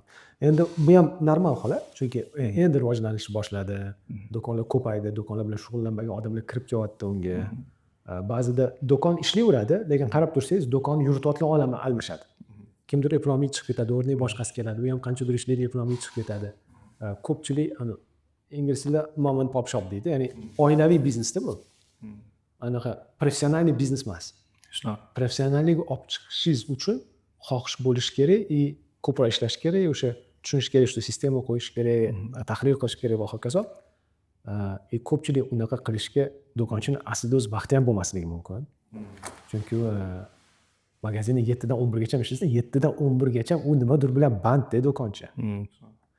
Priyomkasi bor, hisob kitobi bor, odamlarning obslujivaniyasi bor, mahsulotni terib chiqish bor va hokazo hokazo. Undan do'konni rivojlantirishni kutish sal noto'g'riroq. Bo'ladi qanaqadir kompaniyalar, misol uchun 100 tadan 1000 tadan balki 4 ta, balki 1000 tadan balki kam, misol uchun 100 tadan 500 tadan bitta do'konchi chiqadi, который uni sekin-sekin 2 ta do'kon, 3 ta do'kon, 4 ta, 5 ta ochgandan keyin, ana house ichida bo'lib ketgandan keyin sekin kimdirdan so'rab, maslahatlashib, o'sha narsalarni qo'yishni boshlaydi joy-joyiga. tushunarli. Endi unga ham yetib kelish kerak. Unga shunaqa muhitga tushish kerak birinchi navbatda. Chunki ko'pchilik ishlayapti. Mana klublarning katta plusi ko'p odamlar qobiq ichida bizda. Ko'p emas, hammamiz qobiq, o'zimiz qobiq. Kimnidir ingliz tilida thinking out of box degan narsa bor. Ya'ni o'zingiz korobkangizdan tashqariga chiqib fikrlang. Ya'ni fikrlashingiz o'zingiz qobiqingizdan tashqarida bo'lsin degan narsa bor-da. Lekin biz misol uchun tajribamiz bor, tushunchalarimiz bor, bilimimiz, saviyamiz bor. Qanaqadir bir o'zimizga o'zimiz qo'yib olgan ограничениyalarimiz bor-da. Biz o'shani ichida harakatlanamiz.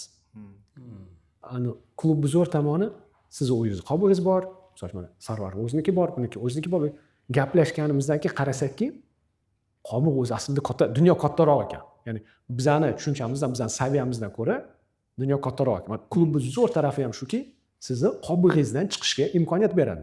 Sizga qiyin, imkonsiz deb tuyulgan narsani Sarvar aytadi, aka deydi, biz buni mana bunaqa qilganmiz deydi. Yo'q deysiz. Acho так можно было deysiz.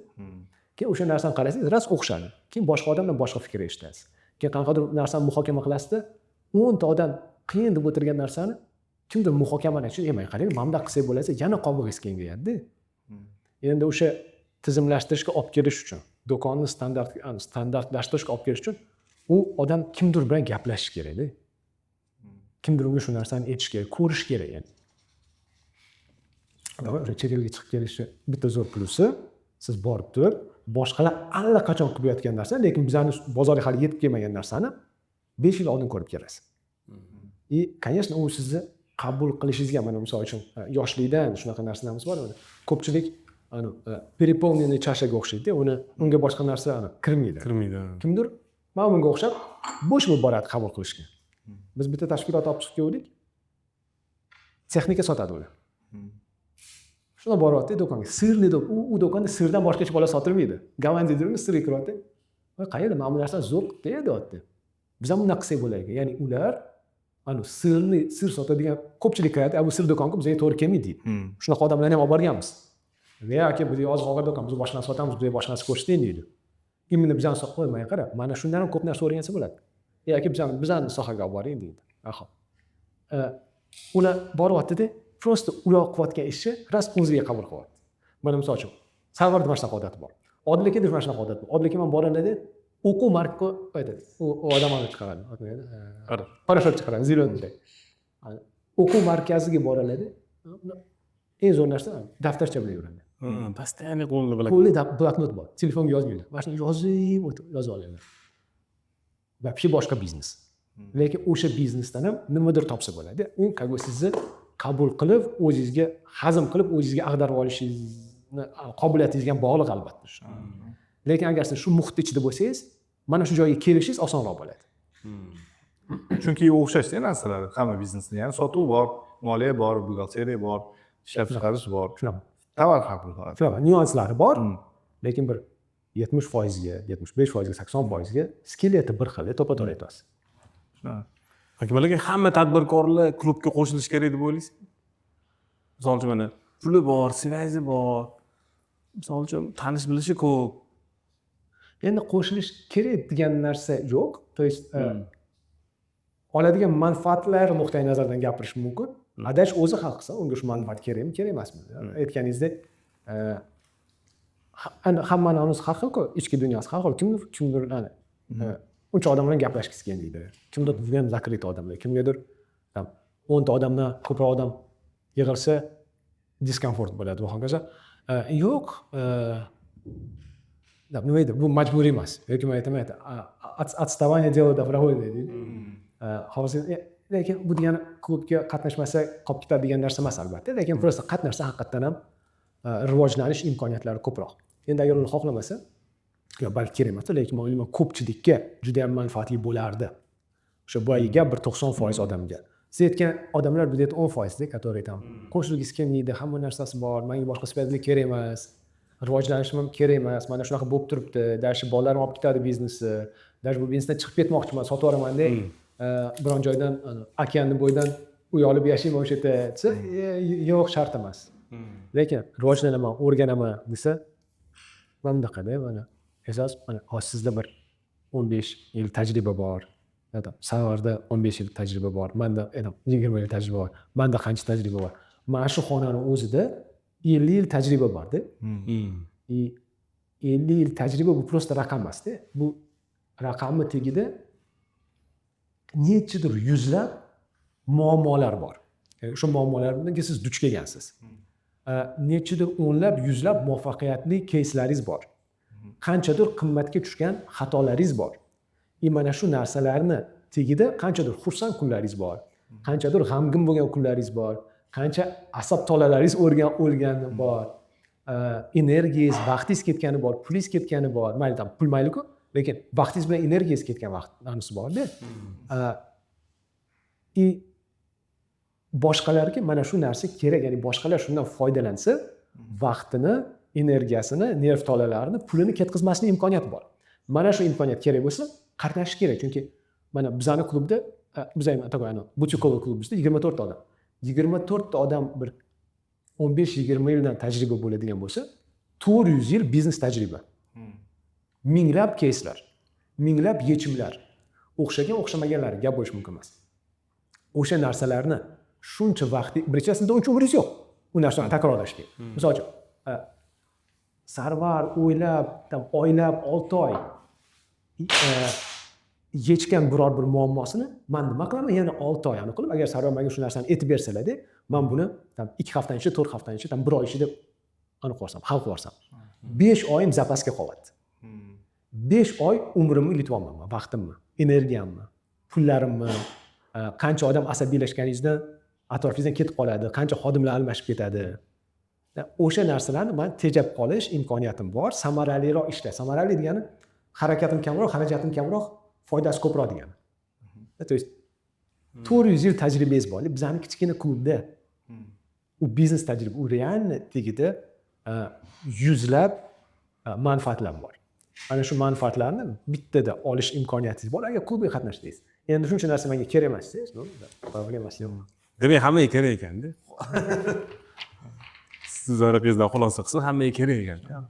Siz ikkita odam bitta klub egasi bo'lganlar bo'lgan-u, lekin bitta odam ikkita klub egasi bo'lganligi hali kelmagan-da bizga aytma.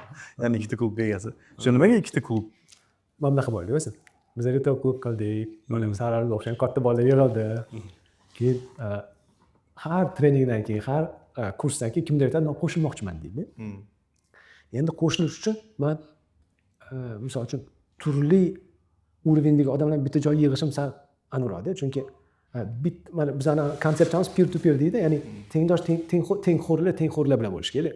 Mayli, biznes nuqtai nazardan kimdadir misol uchun milliardni оборот, kimdadir 10 million emas, endi misol uchun 100 million оборот desak, orasi misol uchun tafovut 10 marta ham 20 marta ham bo'lsa, lekin tajribasi nuqtai nazardan birovga qiymat bera olish nuqtai nazardan, mana shu hozirgi aytgan narsalarimni misol uchun opit nuqtai nazardan, maslahat nuqtai nazardan taxminan bir xil urovendagi odamlar bo'lishi kerak. O'shanda qiziqroq bo'ladi. Kalibr teng bo'lishi kerak. Kalibr zo'r so'z. Kalibri teng bo'lishi kerak. O'shanda haqiqatan ko'pchilik manfaat ko'rsatadi.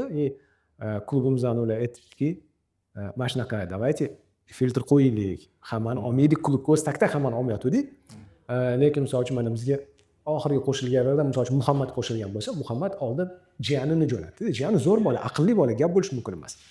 Lekin hali uncha tajribasi yo'q-da. U misol uchun Sarvar bilan gaplashsa manfaat oladi. Lekin hozirgi kunda Sarvar u keyinchalik balki zo'r bo'lib ketadi, gap yo'q. Zo'r bo'lsin ham. Shunga ham harakat hammamiz ham shu o'zi, xohishimiz ham shu, lekin hozircha faqat bitta urovenda gaplashamiz. O'shaning uchun biz alohida bitta klub qildik. U yerga faqatgina savdoga ixtisoslashgan odamlarni oldik. Aytganda retail klubda endi katta bolalar bo'lgani uchun u yerda sal boshqacharoq mavzular. Hattoki hayotni rejalashtirish to'g'risida ham, hattoki sog'liq to'g'risida ham, mana qanaqadir narsalar to'g'risida bo'ladi-da, faqat biznes atrofida emas. Bu yerda faqat savdo atrofida. Faqat savdo atrofida. Tushunarli. O'zi o'tda retailliklarning ko'pini to'plari bo'lsa kerak o'zi shunmi? Yo'q, retaildan bir taxminan 4 ta tashkilotimizdan bor. Qolganlar turli tashkilotlardan. U yerda faqat to'plam emas, u yerda misol uchun agar biznes egasi savdo bilan shug'ullansa, o'zi shug'ullanayotgan bo'lsa, u ham kommersiyalar bor, roplar bor, biznes egalari bor. Endi mana ko'plar eshitganda klubga qo'shilish narxi necha bo'ladi desa, misol uchun bizada yillik obunasi $3000. Sizlarda adashmasam $2,500. Bizada retail klubda yillik 2,5 plus yana kirish anus bor. Qadnoy bor. Vходной bor. Sales klubda vходной yo'q, lekin yilligi qimmatroq. Endi men nima aytmoqchiman? Ko'plar ko'radi-da bu kelganda, bitta odamdan deydi $3000 olsa, yoki $4000 olsa, o'tdan nechta 40 ta odamni yiliga deydi, "Vo, $160,000 ekanda, vash zo'r biznes ekan" deyishadi. Shunga fikringiz qanaqa qiziq? Zo'r biznesmi shu? Endi o'zim bunaqa. Любой biznesda shunaqa. Kirib kelayotgan odam shunaqa deb o'ylaydi. Uni ichidagi muammolarni bilmaydi. Aytganingizdek, men aytaman. Даже qo'y kalasi sanaydi, qo'y oyog'ini sanaydi. O'qdi deydi, shuncha ekan dedi. Bu shuncha ekan deydi. Lekin mana ko'p odamlar mana shu deb biznesga kiradi, lekin biznesning mohiyatini tushunmaganligi uchun butun sohaga ham yomon ta'sir qiladi. Lekin uni muammosi yo'q. В принципе, mayli ko'payaversin klublar, qancha ko'p bo'lsa shuncha yaxshi. Chunki общий shu narsaga sprosi kengaytiradi bu narsa. Lekin bitta narsa bor-da. Yillik to'lov olayotgan qiymat oldida hech narsa emas. Aytganimdek, bitta maslahat bilan anu narsadan kerak bo'lsa 100 barobar ham olasiz. Manfaat olasiz. Endi 1 yil davomida shu berayotgan 3000, 4000, 5000, 8000 oqlay olmaydigan darajada harakat qilsangiz, unda klubga qo'shimga qo'ya qoling. Ya'ni 24 uchrashuvda bir nechta narsani muhokama qilamiz. O'shaning ichidan bir dona instrument olib ishlatib ko'rib, bundan natija ola olmasangiz, 24 martadan klubga qatnashga qo'ya qoling. Tushunaman. Lekin orqasidagi xarajatlarni ham ko'rishmaydi-da ular. Ya'ni o'ylashadi, bitta odam keldi, mana shuncha 4000, unga siz chaqirayotgan spikeringiz, u yoqdagi coffee breakingiz, joy arendasi va hokazolarni ko'rishmaydi. Nimaga komandani sodержанияsi bor, ya'ni ushlab turishni oyliklari ko'rinmaydi deydi. Bitta odamga deydi 3000 dan oladigan bo'lsa, ancha pul ekan-ku.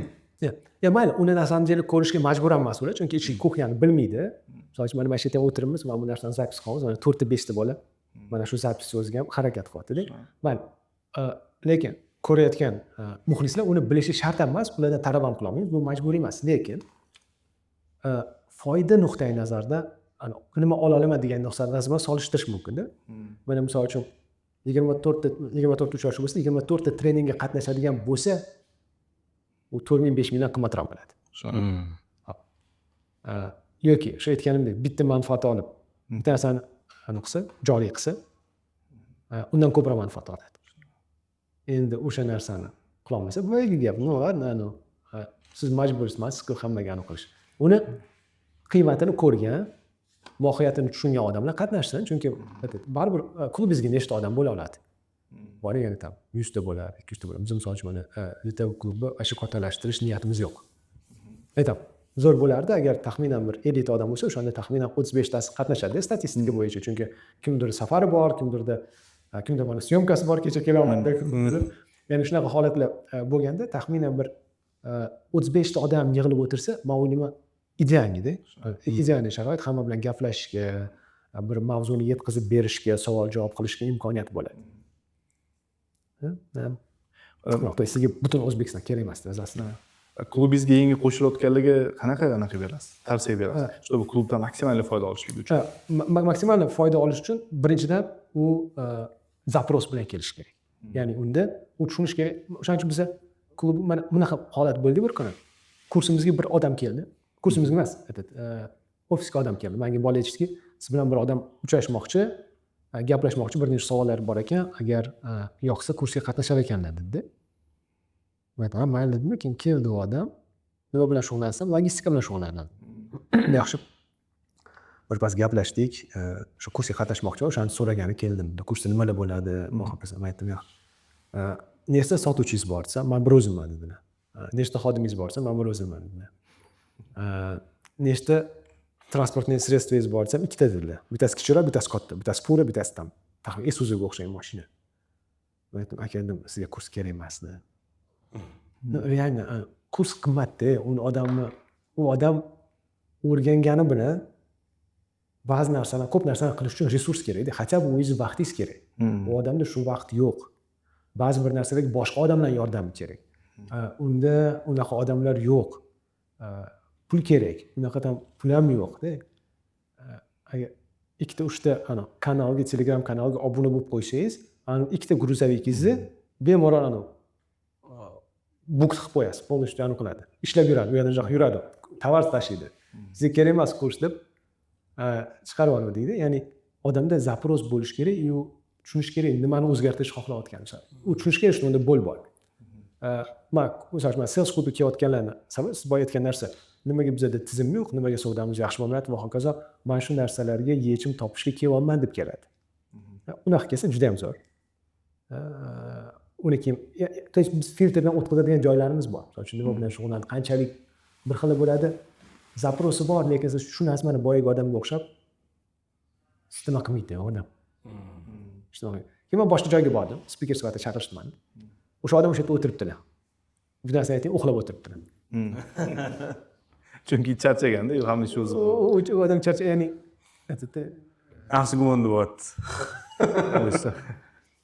To'g'ri, bak charchagan bo'lishadi. U boshqa, lekin aytmoqchimanki, o'sha odamga o'sha kurs sotish kerak emas edi. Ba'zilarga o'sha klubga ham a'zoligini taklif qilish kerak emas, chunki manfaat olmaydi u. Manfaat olmaydi. Shunaqa.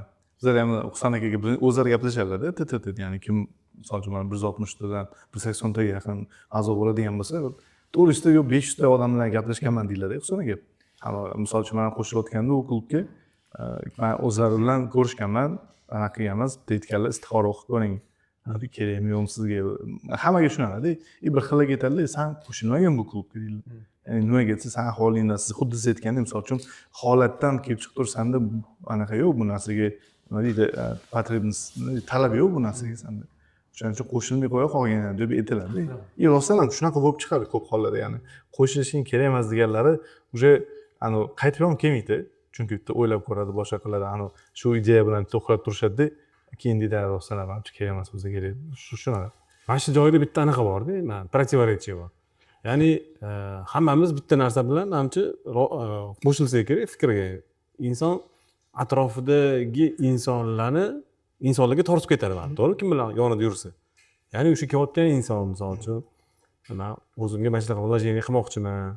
O'sha yaxshi bolalarning atrofida yursam, men ham sekin darajam shunga qarab o'sib borarmikan degan niyatda kelyapti-da, biz uni sekin qaytara olamiz. Qanchalik shunga gapingiz to'g'ri to'g'ri. Unaqa zapros bilan kelsa men hamma. Misol uchun men mana shunaqa odamlar oldiga yurmoqchiman. Endi bir ikkinchi qismlar bor-da. Uni xohishi bor. Ikkinchi narsa, u nima qiymat beradi. Shunaqa. Mana taklif qila Faqat sizdan ola oladimi yoki sizga ham biror narsa bilan ulasha oladimi? Ulasha olsa, zaprosi bo'lsa, menga mana bu narsa qiziq, men mana bu narsani bera olaman desa, gap bo'lish mumkin emas.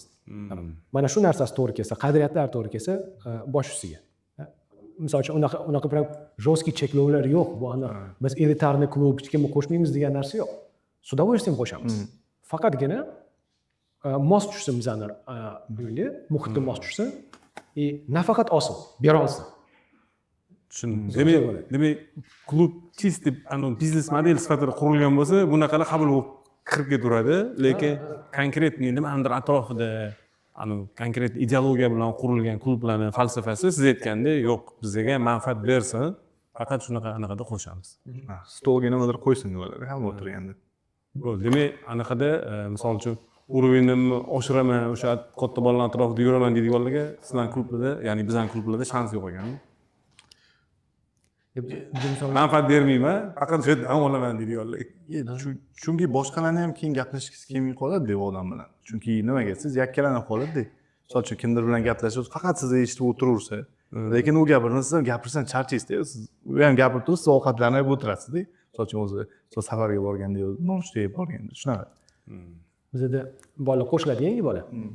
Moslashib olguncha 3 to'ra o'tadi. Chunki bu yoqdagi ham 20 ta odam bir-birini zo'r taniydi-da o'sha. Keyin kelgan odam faqat tanimaydi, hali gaplashish ham qiyin. U bilan ham faqat gaplashadi. Gaplashiladi, lekin 3 to'ra ichida o'sha kirishib ketadi yoki bitta safarga borgandan keyin kirishib ketadi. Endi u paytgacha sal qiyinlik joy bor, lekin bitta ham odam yo'q kimki boshqalarga yoqmayapti. Вот прям hali bitta ham klubdan bitta odamdan eshitmadim, aka davайте mana buni chiqarib olamiz degan gap yo'q. Hamma 3 to'ra ichida ani 100 yildan xuddi maktabda birga o'qigandek bo'lib ketyapti-da. To'g'ri, sal vaqt kerak. Nima uchun desa, chunki o'sha adbor bor, qadriyatlar bor, bera oladigan narsasi bor. Mana muhokama qilyapmizmi? Mana shunaqa odamlar bor, uncha gapirmaydi o'zi. Lekin shu odam bitta dona saveti yetadi-da. Odil akam bizni qo'shmaguncha qancha anaqa shu zakritli odamlar shunaqa Odil akam. Lekin bitta qo'shilib ochilib ketsalar bor, shunaqa anaqa zo'r ideya olaman shu Odil akam bor. Chunki Ziloniy chay reklamasini ko'rganmiz bir paytlar mana portlatib yuborishgan. Ana o'sha bolani ideyasi bilan bo'lgan. Ha, hamma ana UMS deb o'ylayman. Mana shu odamni chiqarib biroz aytib beringda. Lekin mana bunaqa suhbatda o'sha hamma tanish bo'lgandan keyin zo'r anaqa chiqadi, ideyalar chiqadi. Mana shu anaqaga как раз atrofidagilarni o'rtachasi bo'ladi degan anaqaga aytmoqchimanki, inson misol uchun mana yuribdi atrofidagilar bilan, u qachon o'sha atrofidagilardan u o'sganini qanaqa anglasa bo'ladi. Ya'ni mumkinda kimlardir ham hozir yuribdi-da, ya'ni hech narsa ahamiyat bermasdan yuribdi, lekin o'sha uni fikrlashlari, boshqalar atrofidagidan o'sganligini qanaqa qilib anglasa bo'ladi sizni fikringizcha shu? Menimcha o'sha fikrlashi boshqacha bo'ladi. Gapirishi boshqacha bo'ladi, g'oyalari o'sha boshqacha bo'ladi. Oldin mumkin emas deb bilgan narsalarni o'sha iloji bor ekan degan tushunchasi bo'ladi. Ularning xatti-harakatlaridan bilinadi bu narsa. Endi bunaqada har doim ham qo'shilgan odam narigilar bilan birga rivojlanmaydi-da. 100 ta zo'r olmani oldiga bitta chirigan olma qo'yib qo'ysangiz, mana bitta chirigan olma 100 tani ta'sirida zo'r bo'lib ketmaydi-da. O'shaning uchun bitta qadriyatlar muhimda, o'shaning uchun filtr muhim. Shunaqa odamlar ikkinchi narsa o'sha rivojlanishni xohlagan odam bo'lishi kerak. O'zi aniq bo'ladi, o'zi misol uchun nimadir o'qishni boshlaydi, qanaqadir gaplari o'zgaradi, fikrlashi, dunyoqarashi mana qiziq bo'lmay qolsa kerak ekan ular bilan, ana o'sha eski okrujeniyasi bilan Xuddi shunaqa. balki shunaqa balki.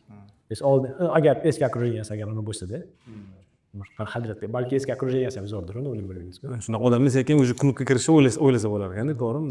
O'zini o'rniga to'g'ri keladigan klub. Shunaqa. Zo'r. Aytadi-yu shu xonada eng aqllisan bo'lsang, boshqa xona qidir, boshqa xona qidir deydi. Akmal aka, men sizni anaqangizda mana shu retail klubda men o'zim ham bilaman endi bir ikkita holatlarni. Anaqada kimgadir biznesini o'stirishga yoki nimadir yangi narsaga yaralishiga shu klubdagi tanishuvlar orqali qaysidir case eslay olasizmi? Men ungacha bitta aytaman, biz bitta startap qilamiz hozir. Halimjon, Odil, Maqsud, Bobur, yana kim? Prosta ishqozchiligi bor, bir zo'r narsa qilamiz. Bir sizga gapirib beramiz endi hozir. Ishga tushgandan keyin bu yerda efirga primo aytiladigan bo'ladi. Ya'ni qarang, mana shu klubda biz tanishib, juda ham bir jamiyatga bir foyda keltiradigan narsani ustida ishlaymiz-da hozir. Zo'r. Va har bitta alohida odamni qilgan ishlarini bilaman. Birgalikda biror narsa qilishgani mana endi aytasiz, o'shani bilmadim qanaqa etapda. Qanday qilib bu narsani eshitmay qolganimni hozir lekin har bitta emas endi ko'pchilik bilan ishlaganim uchun alohida misol uchun Odil akam bilan ko'p gaplashamiz. Anvar aka bilan ko'p gaplashamiz. Anvar akaga borib audit qilib berdik, boshqa narsalar qilib, Ulug'bek aka bilan ko'p gaplashamiz bor. Ularda nima bo'layotganini, qanaqa o'zgarishlar bo'layotganini men bilaman. Ichkarigacha emas, chunki baribir kommersiyaga tayyorlaydigan narsa bor, hamma narsa yetishmaydi. Ya'ni maslahat olish darajasidagi ma'lumot faqat ochiqlashadi, uni bu bir narsa bilish qiyin-ku. Qanaqadir absolyut yangi biznesga kirganini bilmayman, lekin misol uchun dunyoqarash o'zgargani, misol uchun Halimjonda 100% ko'rsa bo'ladi qilayotgan ishlari bo'yicha. U молодец-da u.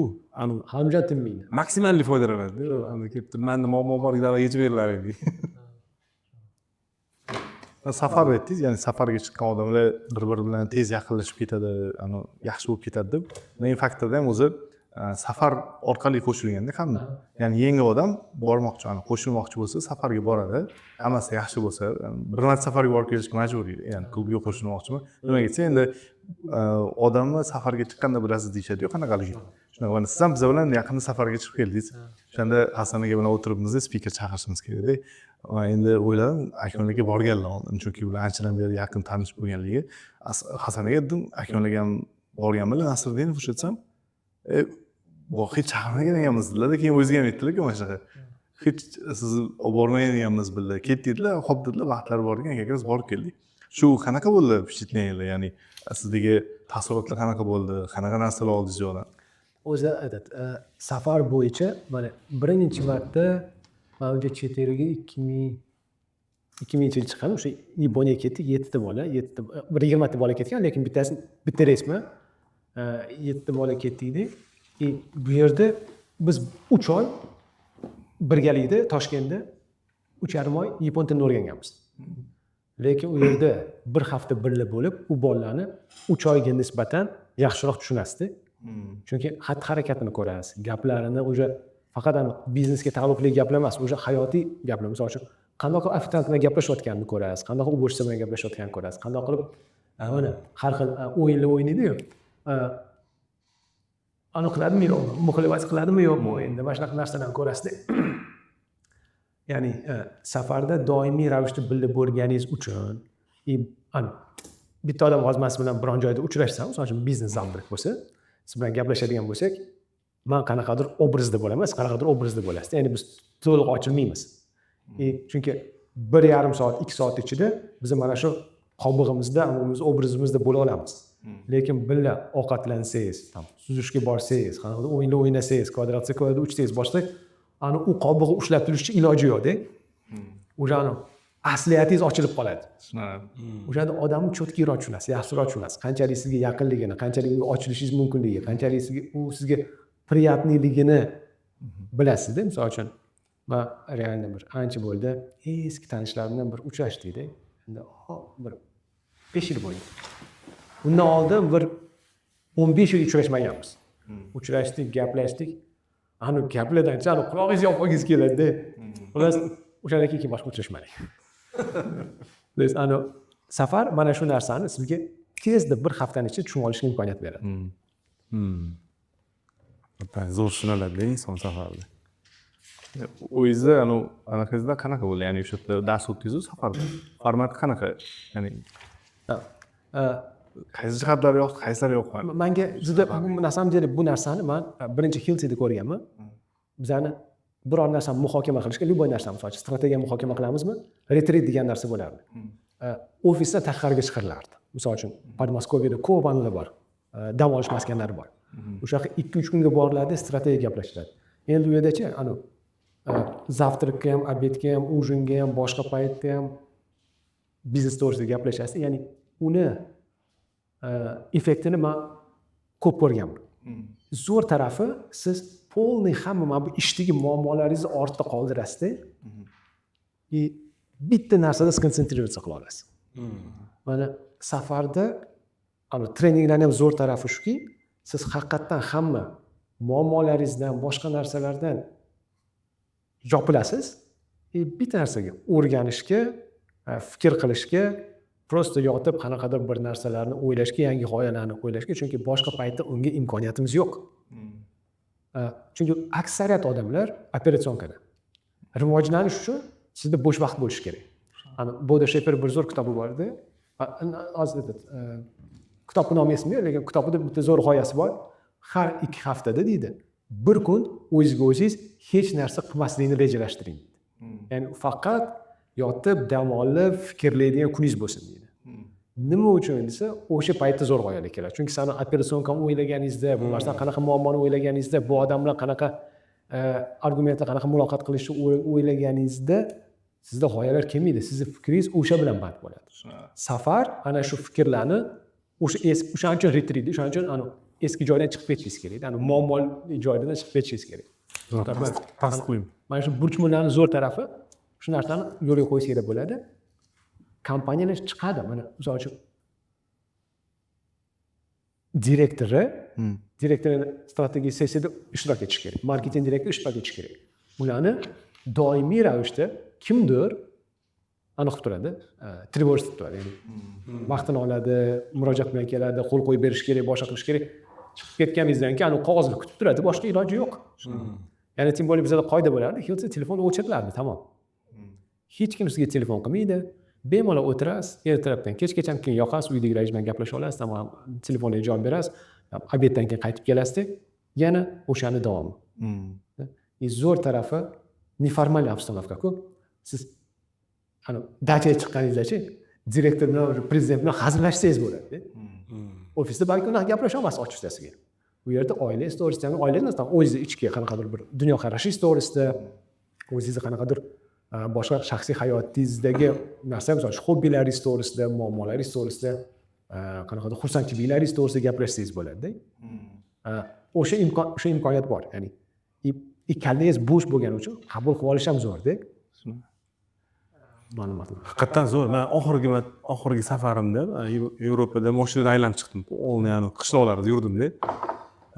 O'shanda akamlar bilan Slovakiyadan qayerdir ketayotgandik. O'sha desertga Slovakiya anaqaga Bratislavaga bordik-da. Desert kerak. Desert degan. Yaqin ekanda men bilan ortda. Desertga borib keldik. Desert yegan. Yavaş saqanib oldi. Yavaş pasda. O'zi bitta joyga o'zingni olib bordilar. Ya'ni Vena bilan Slovakiyani o'rtasida ekanda joy. Zo'r joyga baliq yegan olib bordilar, baliq yedik-da u yerda. Ketdik-da, men desert olib beraman sizlarga. Anaqaga Bratislavaga ketdik. Shunday borib Bratislavaga borib desert qaytib kelayotganimda o'sha safarda bo'ldi. Menda ani aytdim-ku startap. O'sha yerda o'sha idea kelib qoldi-da menga. Haqiqatdan aytganingizni, ya'ni miyada anaqalar yo'q, chalg'itular yo'q. Mazza qilib aynan yuribman. Bitta idea keldi. Sraz men endi bilasiz-ku, kelish bilan sraz ani aytib tashlayman kimlargadir ham ani birinchi qadam bostirib olaman qardan. Davay qilib, keyin bolalar ham patit qilib boshlab oldi. Qattiqman tasdiq qiladi. Sraz joyida tasdiq bo'ladi. Sarvari 10 yildan beri tanish bo'lsa, 23-yil birga Anamga bordik. Roxbestga bordik, Anamga bordik, Germaniyaga bordik. Mazza bo'ladi. Yana bir boringlar. Mazza bo'lishdan tashqari zo'r odamni bilasizda. Har kuni yuramiz, misol uchun, har kuni peshkom yuramiz. Peshkom yuringiz nima qilasiz? Ya'ni gaplashasiz, atrof muhit qaraysiz. Temalar ko'p-da, mavzular. Va shu odam boshqa qirralari ochiladi. Uni misol uchun men bu yerda shuncha ishlasangiz ham bilmaydigan narsalaringiz ochiladi. To'g'ri, shunaqa. O'zi o'sha kuni ham Kualada o'tirganimizda Barujga ketdi deb peshkom ketdinglar-ku o'sha piyoda. Barujga. Necha kilometrlik joy edi o'sha ham? Biz ko'p peshkom, biz anaqada mana shu nechta davlatga borgan bo'lsa, 2 marta taksi oldik faqat. Vokzaldan chiqqanimda chemodan bilan rrr degan sinsiga peshkom ketdik. 4-5 kilometrmi chemodan bilan gastitsa bordik. Lekin to'g'ri aytibdilar. Mana shu safarda odam bir-birini yana taniydi-ku. Men 2005-yil uylanganman, nima? 23 yoshimda. Mana shu oxirgi marta safarga ayolim bilan bordim-da, mashinada yurdik. Boshqatdan tanishdim o'ga ayolim bilan borib. Endi yo'lda ketaverasiz, faqat gaplashib ketaverasiz endi. Nima anaqa shu necha общий bir 2000 kilometrdan oshib yurdik-da mashinada. Qatan to'g'ri, boshqatdan bir tanishdim ayolim bilan. Akmal aka anaqa mana shu klub a'zolarini siz yoqtirmaydigan qanaqa xislatlar bor? Bizani klubda yo'q anaqalar. Misol kechga qolish degan anaqalar ham Men kechga qolishgacha ko'nikkanman. Sarvar 2012-yildan bir trening o'tsam, bor yo'g'i shu davr ichida 2 marta treningimiz vaqtida boshlangan. Mana shu kech qolishini men to'g'ri qabul qilaman. Birinchidan hammani ishi bor, ikkinchidan probkalar va boshqa, hamma ham rejalashtirib olmaydi, boshqa narsalar chiqib qoladi. Так что prям undan ko'p siqilmaydigan bo'lib qolganman. Chunki u narsa immunitet bor. Undan immunitet bor. Unaqanisi yo'q. Mani eng aniq qiladigan narsa kimdir va'dasini tutilmasa. Kimdir обязательствоni bajarmasa.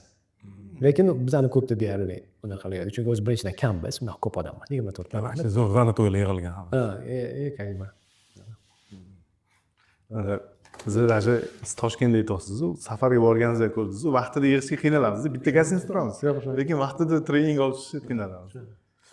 Mana kimlarga klubga qo'shilish mumkin emas deb o'ylaysiz, misol uchun. Ana hozir ko'rib o'tirganlar bizada klubga qo'shilmaganlar bo'lishi mumkin-da, qo'shilaman deydi. Qanaqa odamlarga tavsiya etmaysiz klublarga qo'shilish? Bilim olib, uni amalda ishlatmaganlarga tavsiya qilmayman. Zo'r. Birisi ketib vaqtini ketkazadi, to'g'rimi? Ha. Ya'ni nima uchun tavsiya qilmayman? Chunki keyin negativ bo'ladi. Shuncha qatam 3 bola bo'lmadi deydi. Lekin biror narsa bo'lish uchun harakat qilishingiz kerak. Ya'ni bilim natijaga olib kelmaydi-da. Bilim plus harakat natijaga olib kelishi mumkin. Yoki aytadi. Bir xilda harakat bor, bilim yo'q. U negativ natijalarga olib kelishi mumkin. То есть harakat qilmoqchi bo'lganda, rivojlanmoqchi bo'lganda, aytadi, muhim narsa zaпрос bo'lishi kerak. Menga mana shu narsa kerak degan narsa bo'lishi. O'sha narsa to'g'risida tavsiya qiling. Kech kelishlarga yechim sifatida bizda endi hamma kechikadi, hattoki даже Yaponiyada kechikadi. Endi bitta domlamiz bor edi. O'sha aytdiki, "Davайте bunday qilamiz. Kim kechikib kelsa dedi. Ya'ni mendan keyin kelsa dedi. Farqi yo'q, 1 minutga kechikadi. Mana men kirdim, mendan keyin kim kirsa dedi, hammaga napitka olib beradi. Kelishdikmi? Hamma bo'ldi, kelishdik dedi. Ana studentsiz darsda 15-20 ta bola. 15-20 ta bola kech qolsangiz, hammadan yig'ib chiqishingiz kerak, qanaqa napitka kechayotgan. Uni yig'ib chiqdingizda, keyin borib turib 1,5-2 dollardan olib kelasiz uni. 20 ta bolaga 30-40 dollar. Bir marta to'laganingizdan keyin 30-40 dollar. Sonra vaqti kelib o'tirasiz. O'shanaqa narsa qilib qo'ysa bo'ladi klubda ham. Lekin biznesmenlarga Sarvar akamga aytsalar, "Men 500 dollar ollaring-da, bir haftalik oylaring kechroq qolaman" degan. Bolalar kirib keladi. Ya'ni U birinchi marta bo'ladi. Endi juda katta biznesmenlar bo'lsa 500 dollar bera oladigan bo'lsa, sal kattarog'ini qo'ying. Men sizga studentlarga aytdim-da, studentlar ham nafitka olib beribdi. Savolga kattaroqdan qo'ying. Hammaga 500 dollardan qo'ying. Eng zo'richi anaqa ekan.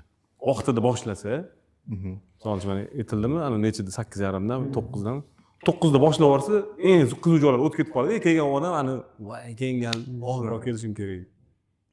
to'g'ri, o'zi sezgan bo'lsangiz oxiriga borganda vaqtida boshladik-da. Lankavidda bordik yaqinda. Lankaviga juda katta opit bilan bordik-da. Mambokdagi, Trabzondagi hozirlarda. Shu 10 bo'ldimi, soat 10da boshladik. 10:10da. Keldi speaker, sразу boshlamiz. Zo'r bo'lyapti. Borganda sonasizmi anu? Shunchalik anaqaga berilib ketman. Endi sportni ham qoldirmayman-ku. Sport zaliga chiqaman, anaqaga trening kiraman, boshqa yuraman. Dengizga, okeanga 4-kunmi tushdim-da borganimizdan. Anaqa kvadrotsikllar kelgandan keyin Shunaqa ko'plar aytishdi shunaqa. Kam bo'ldi. Ya'ni dengizga tushish. Endi nimaga aytsangiz, chunki borgan spikerlar zo'r anaqa Qizil bo'ldi vaqtda shu qizil bo'ldi. Lambokda ham ko'rdik-ku, misol uchun unaqa ko'p basseynda ham yurmadik. 2 marta chiqdik-ku shu anaqaga ham. Lambokda ham. Endi biz misol uchun har kuni chiqamiz, chunki ertalabdan boramizda, To'g'ri degan. an'anamiz bor. O'zimiz traditsiyamiz bor. Ertalabdan turib, sohil bo'yicha uzoq albatta aniq qilishimiz kerak, bitta to'g'ri tutishimiz kerak. Keyin shu bilan kunduz kuni bormaymiz, shu treninglar bo'ladi, boshqa bo'ladi. Zo'r bo'ladi ekan. Akalarga kuchli tadbirkorlarni sizni kuzatuvlaringizga qaraganda qanaqadir umumiy bir birlashtiradigan odatlari bormi? Chunki bizdan ko'rib o'tirgan kimdir ham, "Oh, menda ham bor ekan shunaqa odat" degan. Men o'ylayman, drive. Drive. Biror narsa qilishim kerak, biror narsa o'zgartirishim kerak, bir kattaroq narsa qoldirishim kerak degan narsa menimcha eng takoy birlashtiradigan narsasi. Hamma alohida dunyo. Har xil xususiyati bor. Kimdir bunda kuchli, kimdir bunda kuchli. Lekin mana shu ishtiyoqi, o'sha drive agar ishtiyoq deydigan bo'lsak, menimcha eng muhimi ham shu narsa bilan shug'ullanish. Men hattoki shunaqa odamlar bilaman, operatsiyadan chiqib ketaman deb, chetdan odam olib kelib, keyin sabr qilolmasdan u chetdan olib kelgan odamni haydab yuborib, o'zi qaytib kirganlar bor. Zo'r. Menda bor ekan. Keyin mana Robert Kiyosakini kitobini ko'plar o'qigan-ku, ya'ni kambag'al ota boy ota. O'shanda aytadiki, "Men birinchi shu ishga borgan joyim deydi, Xerox kompaniyasiga ishga kirganman" deydi. Nimaga aytsa, ularni savdoda o'qitadigan treninglarda kompaniyaning shu tizimi zo'r bo'lgan, eng topovoy shu sotuvchilar o'sha yerdan chiqarib beradi. Shu eng zo'r anaqa trening shuna bo'lgan. O'zbekistonda ham bormi shunaqa kompaniya? Bo'lsa kerak, men o'ylayman, har bitta sohada bor. Ya'ni aniq endi misol uchun boshlayotgan bo'lsangiz, точно men o'ylayman bor. Prям hozir nomini aytishga tayyor emasman, lekin o'ylab ko'rsam, misol uchun bir 4-5 tasini aytaman. Misol uchun nima bilan shug'ullanishingiz, misol uchun retail bilan shug'ullanmoqchi bo'lsangiz, korzinkaga boring. O'rganmoqchi bo'lsangiz, distributsiya bilan borsangiz, men bilaman, misol uchun eng zo'r distributorlardan biri, zo'r axvat bilan endi hozir balki nasiyaga o'tishyapti-yu, lekin shuncha yildan beri nasiyasi sotib kelayotganlardan doimiy ravishda qanaqadir bir o'sib borayotgan, misol uchun distributsiya oladigan bo'lsangiz, Ermak. B2C endi soha juda ham katta. Nima mahsulot sotayotganingizga bog'liq, lekin men o'ylayman har bitta sohada qanaqadir chempion kompaniyalarni topsa bo'ladi. Ya'ni o'rganaman degan odamga imkoniyat bor o'rganishga. Faqat bilish kerak qaysi sohani olib ketmoqchisiz. Amerikanskiy pылесосlarni sotadiganlarchi? Agar sotayotgan texnikalari qadriyatlariga to'g'ri kelsa, ya'ni o'tqizish bo'lmasa, yolg'on bo'lmasa, drive nuqtai nazarda, ya'ni intilish nuqtai nazardan gap bo'lishi mumkin. Zo'r harakat qilishadi, lekin ba'zida man seziladi gapirayotganda qanaqadir manipulyativ texnikalar ishlatishadi. Yolg'on aralashadi, boshqa qiladi. O'sha narsalar bo'lmasa zo'r. To есть shunga o'xshagan biznesda agar siz borishingiz kerak, harakat qilishingiz kerak, joyda o'tishingiz kerak emas, o'zingiz harakat qilish. Shunaqa bizneslar bor, mijoz sizga keladi. Shunaqa bizneslar bor, siz mijozni oldiga borishingiz kerak. O'sha yerdan chiqqanlar, конечно, kattaroq bo'ladi. O'zi o'shalar orqada qolib ketmaydi, nimadan? Mana misol uchun sizdan kasb qilingiz, menda ham shunaqa-da. Kimdir menga telefon qilsa, begona odam misol uchun o'shalar telefon qiladi-ku, yana 5 ta nomer oladi. Misol uchun sizga telefon qilib ketgandan keyin yana 5 ta nomer berishingiz kerak, nimadir. Men telefon qilish bilan iltimos meni o'chirib tashlaring ba'zidan deyman. Menga pылесос kerak emas, o'chirib tashlanglar. Hali ham shu texnikadan foydalanishyapti. Men bir xilida eshitaman, chunki menga Sizga professional kes uchun qiziq yoki misol uchun turli e'tirozlar bildiraman, qanday qilib ular o'qitgan degan. Keyin gapirib turadi, deb aytaman, bilasizmi, men bu e'tirozga mana bunaqa javob berish kerak edi, bunaqa javob berish kerak edi. Mana shu yerda xato qildik, mana bunaqa to'g'rilasangiz, mana bunaqa javob ber. Agar shuni xohlasangiz rahbariyatga aytingiz. Ya'ni qayta sotish boshlayapti. Bu rasul meni bezovta qilyapsizlar, mana bir kuni ko'p yillar oldin treningdan o'tkazishni boshlaganimizda bittasiga jo'natsam, treningga taklif jo'natsam, menga qaytib mana bunday xat jo'natdi.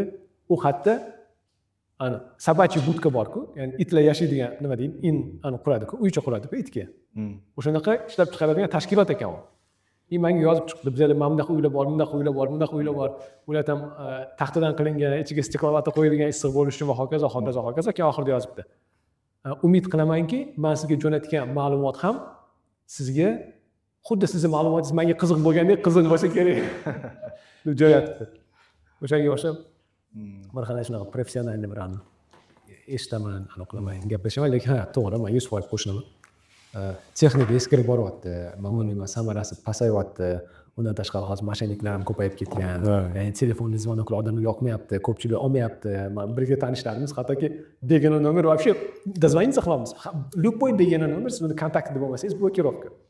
Shunda bir kunlarda Qirg'izistondan qaytib o'tdi, ya'ni bu kafe bilan bordi-yu, qaytayotganda bitta mashina zakaz qildik. Mashinaga Shukrullohga ham telefon qilyaptilar, ko'tarmayapti-da, ya'ni Telegramda yozsa o'chirib tashyapti o'zgarni. Keyin amaliyot bo'ldi. Ne bilan oson ketsa, mashinalar ko'payib ketgan, hozir Telegramda yozgan narsalarni o'qimasdan o'chirib tashyapti. Yangi odamlarni. Mana siz aytdingiz-ku hozir distributorlar masalasi NASAga o'tyapti deyapsiz.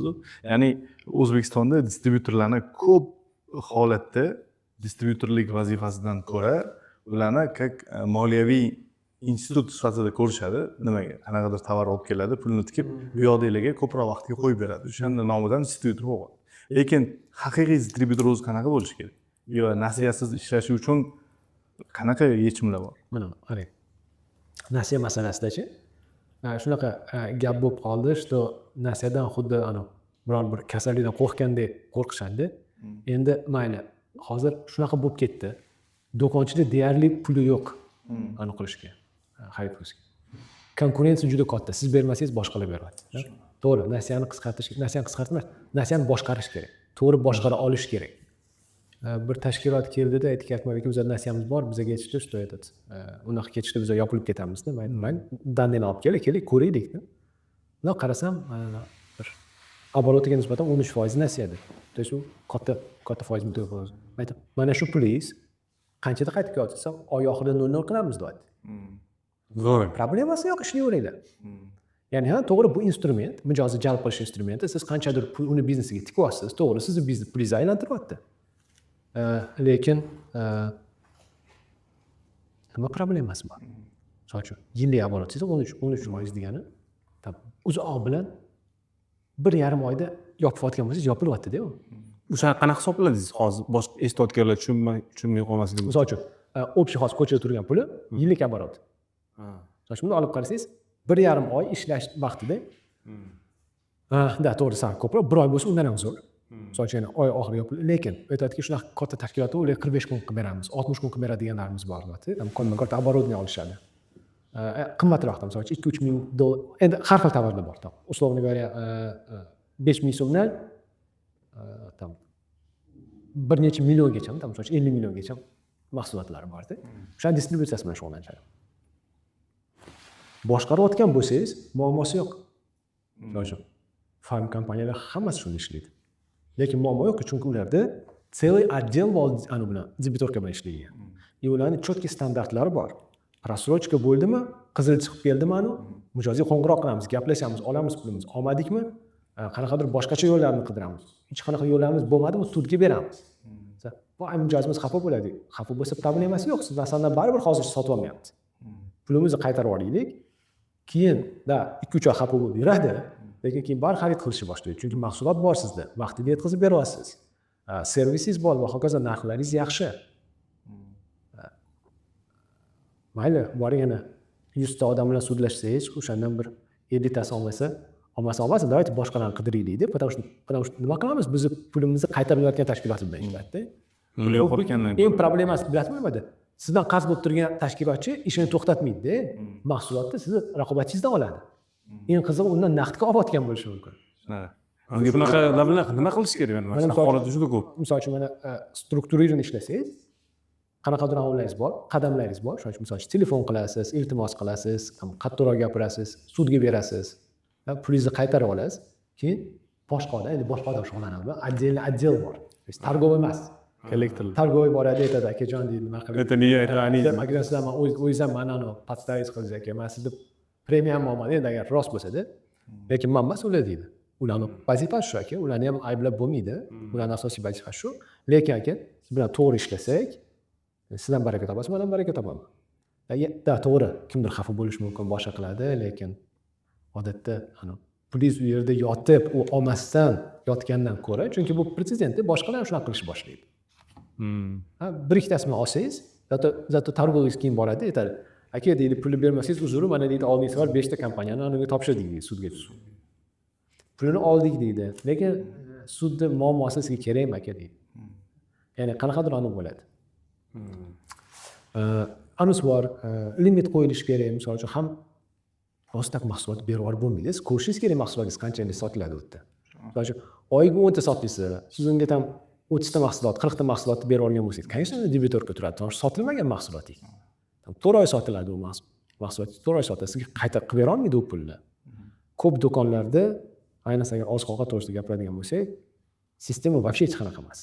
Uni do'kondagi puli shaxsiy pul. Undan olib uyga ham ishlatadi, undan olib ham gapga ham to'laydi, undan olib ham boshqa biznes boshqa narsa sizdan olgan pulni, bu pul ketib qolgan hamma ovqatlanadi u pulga. Sizdan olgan pulni, siz tovaringizni olgan pulni boshqa tovarga tikib oladi. Kim birinchi kelgan bo'lsa shunga berib yuboradi. Yoki misol uchun hadovoy tovarlarga berib yuboradi. Balki sizga unchalik hadovoy emas, lekin u pulni sizga berish kerak-da. Chunki u sizning mahsulotingiz, lekin aslida uni hisobot qila olmaydi. Misol uchun, menda shuncha mahsulot sotildi, demak, men buncha pulim tam sariyog'ga ketdi, buncha pulim varenyaga ketdi, buncha pulim shokoladga ketdi deb ajrata olmaydi-da. Kim birinchi so'rab kelsa, o'shanga pulni beradi, o'shaning hisobiga sal bardak bo'ladi. Bu bilan bu.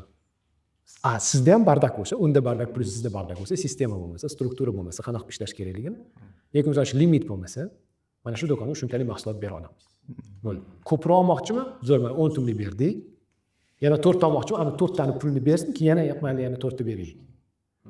Mana shunaqa tizimlar bo'lsa-ga, endi uni korxonaga kelib ko'rish kerak. Uni ko'rib chiqasiz, qayerdan o'z kimyasi degan narsasi bor edi-yu.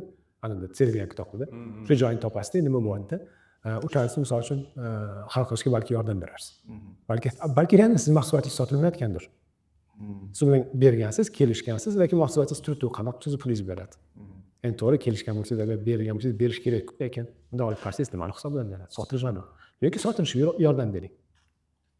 Yoki agar imkoniyatingiz bo'lsa, u mahsulotni oling-da, undan sotilayotgan do'konga olib borib bering. Shunaqa bo'ladi. Men bu do'konda sotilmaydi, boshqa do'kon berib turadi, skladimizda yo'q.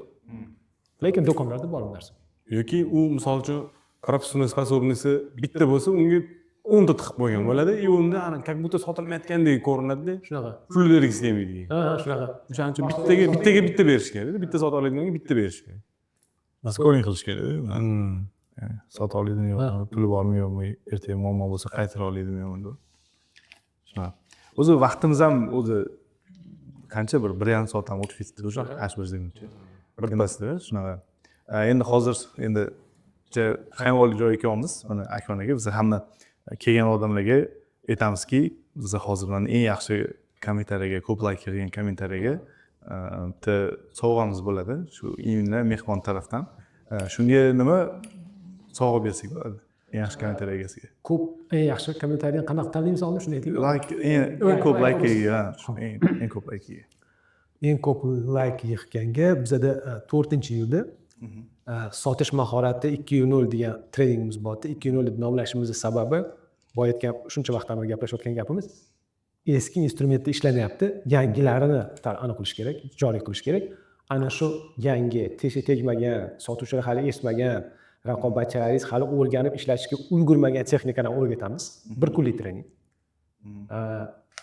Undan 17 gacha bo'ladi. Tam 7 soat kofe breaklarni chiqarib olsangiz, kamida 5 soat zo'r kontent. Treningni narxi 2.800.000. Zo'r kommentariy egasiga bitta bilet beramiz. Agar treningga kelgisi kelsa yoki agar xohlamasa kimdirga, ya'ni sotuvchilarga, savdo bo'limi xodimlariga, savdo rahbarlariga, korxona egalariga podarka qilish mumkin. Chunki haqiqatdan ham men baholasa katta gapirmaylik, lekin zo'r trening qilishga harakat qilyapmiz. Programma zo'r, instrumentlar yangi, aniqmagan, eshitmagan, ko'pchilik eshitmagan narsalar to'g'risida gapiramiz. Mana azizlar, kommentariy yozing, shu izohlarda yozing. Eng ko'p like kelganlarga Akmal aka Nasriddinov sotish mahorati 2.0 degan treninglarga, tekinga shu bilet yutib olishingiz mumkin. Gaz bosinglar. Shunaqa. Endi hozir blitz savollar ham bor. Ya'ni shu 3 ta 4 ta test savol beraman, o'shalarga javob bersiz. Birinchisi mana qarang, yoshlar, 20 yoshlilar ham endi hozir baribir yosh pokoleniya ko'p-ku O'zbekistonda. Savdoga qiziqadi ko'plar. Misol uchun mana bizda ham Rajusda do'konga ishchilarimiz kelayotganda ko'p 80-90% student talabalar yoki endi shu maktab bitirganlar va hokazo yoshlar birinchi keladigan narsa savdoga kirib keladi ko'p hollarda yoki servisga. Endi mana endi ishini boshlayotgan 20 yoshli aytaylik sotuvchi, katta sotuv nima deydi? Sotuvda karyera qilmoqchi bo'lganlarga bir yo'l xaritasi qanaqa bo'ladi? Birinchi javobga tez javob berish kerak bo'lsa, Bu o'zi bilim savol ham bor. ustoz topsin. Ustoz topsin, chunki bitta odamning tajribasini konsentrat qilib olish imkoniyatiga ega bo'ladi. U odam 20 yil ishlagandir bu sohada, 30 yil ishlagandir bu sohada. Praktik bo'lsin. Ya'ni u odam unga maslahat berishni kutmasdan o'zi chiqsin. Ya'ni o'zi so'rab olsin, men bu holatda nima qilishim kerak, bu holatda nima qilishim kerak, men bunaqa mijozlar bilan, konfliktli mijozlar bilan qanaqa ishlayman, qimmatsa nima deyishim kerak, konkurent oldimdan nima deyishim kerak, mijoz mahsulot qaytarib olib keldi, nimalar qilishim kerak degan narsani so'rab olish, ya'ni praktikni bo'lish kerak, bitta zo'r ustoz topish kerak. Hop. Endi bu nima deydi? Juda men o'ylaymanki, savdodagi odamlarga juda qiziq narsa bo'ladi. Qarang, mana 20 yoshli Akmal aka Nasriddinovga hozirgi tajribangiz bilan nima maslahat bergan bo'lasiz? Yaxshi savol bo'ldi. San to'g'ri yo'llasan-ku. Bunaqa, men o'zi aslida qilgan ishlarimdan, o'tgan anamdan roziman-da. Men lekin mana oldinroq biznes bilan, o'zim biznes bilan shug'ullanishimga bo'lsa zo'r bo'lardim, lekin men o'ylaymanki, imkoniyat siz tayyor bo'lganingizda keladi deydi-yu. Men просто tayyor bo'lganimda kelgan shu imkoniyat. Lekin agar oldinroq kelganda juda ham xursand bo'lardim. Lekin boshqa tarafdan oladigan bo'lsak, международный kompaniyada olgan o'qitim ham zo'r-da. Ya'ni unga ham juda ham minnatdorman. Ko'proq mani bitta muammom bor, o'zim ham bilaman uni. Davol yopiq odamman-da. Yangi odamlar bilan kirishib kelib, mana Hasan akam, Husan akam networkingni nomer ayting-da. Hamma bilan kirishib ketishadi. Atrofida odamlar yig'iladi. Men misol uchun sal introvertman. Misol uchun o'zimga ko'proq ekstravert bo'lishi balki tavsiya qilardim. Lekin yani bu ichki xususiyatlaringizdan kelib chiqqan narsa ko'raman. Tam tajribangizdan sal qiyinroq narsa shuncha. Bilmayman, balki vaqtliroq boshlashing, biznesni vaqtliroq boshlashdi. Balki tavsiya qilgan bo'lardim. Tezroq biznes boshla, ekstravert bo'l degan maslahat bergan bo'lasiz. Endi hayotingizda eng eshitgan yaxshi maslahatingiz qaysi bo'lgan? Adam bitta gaplarim bor-da, yotib qolguncha otib qoldi.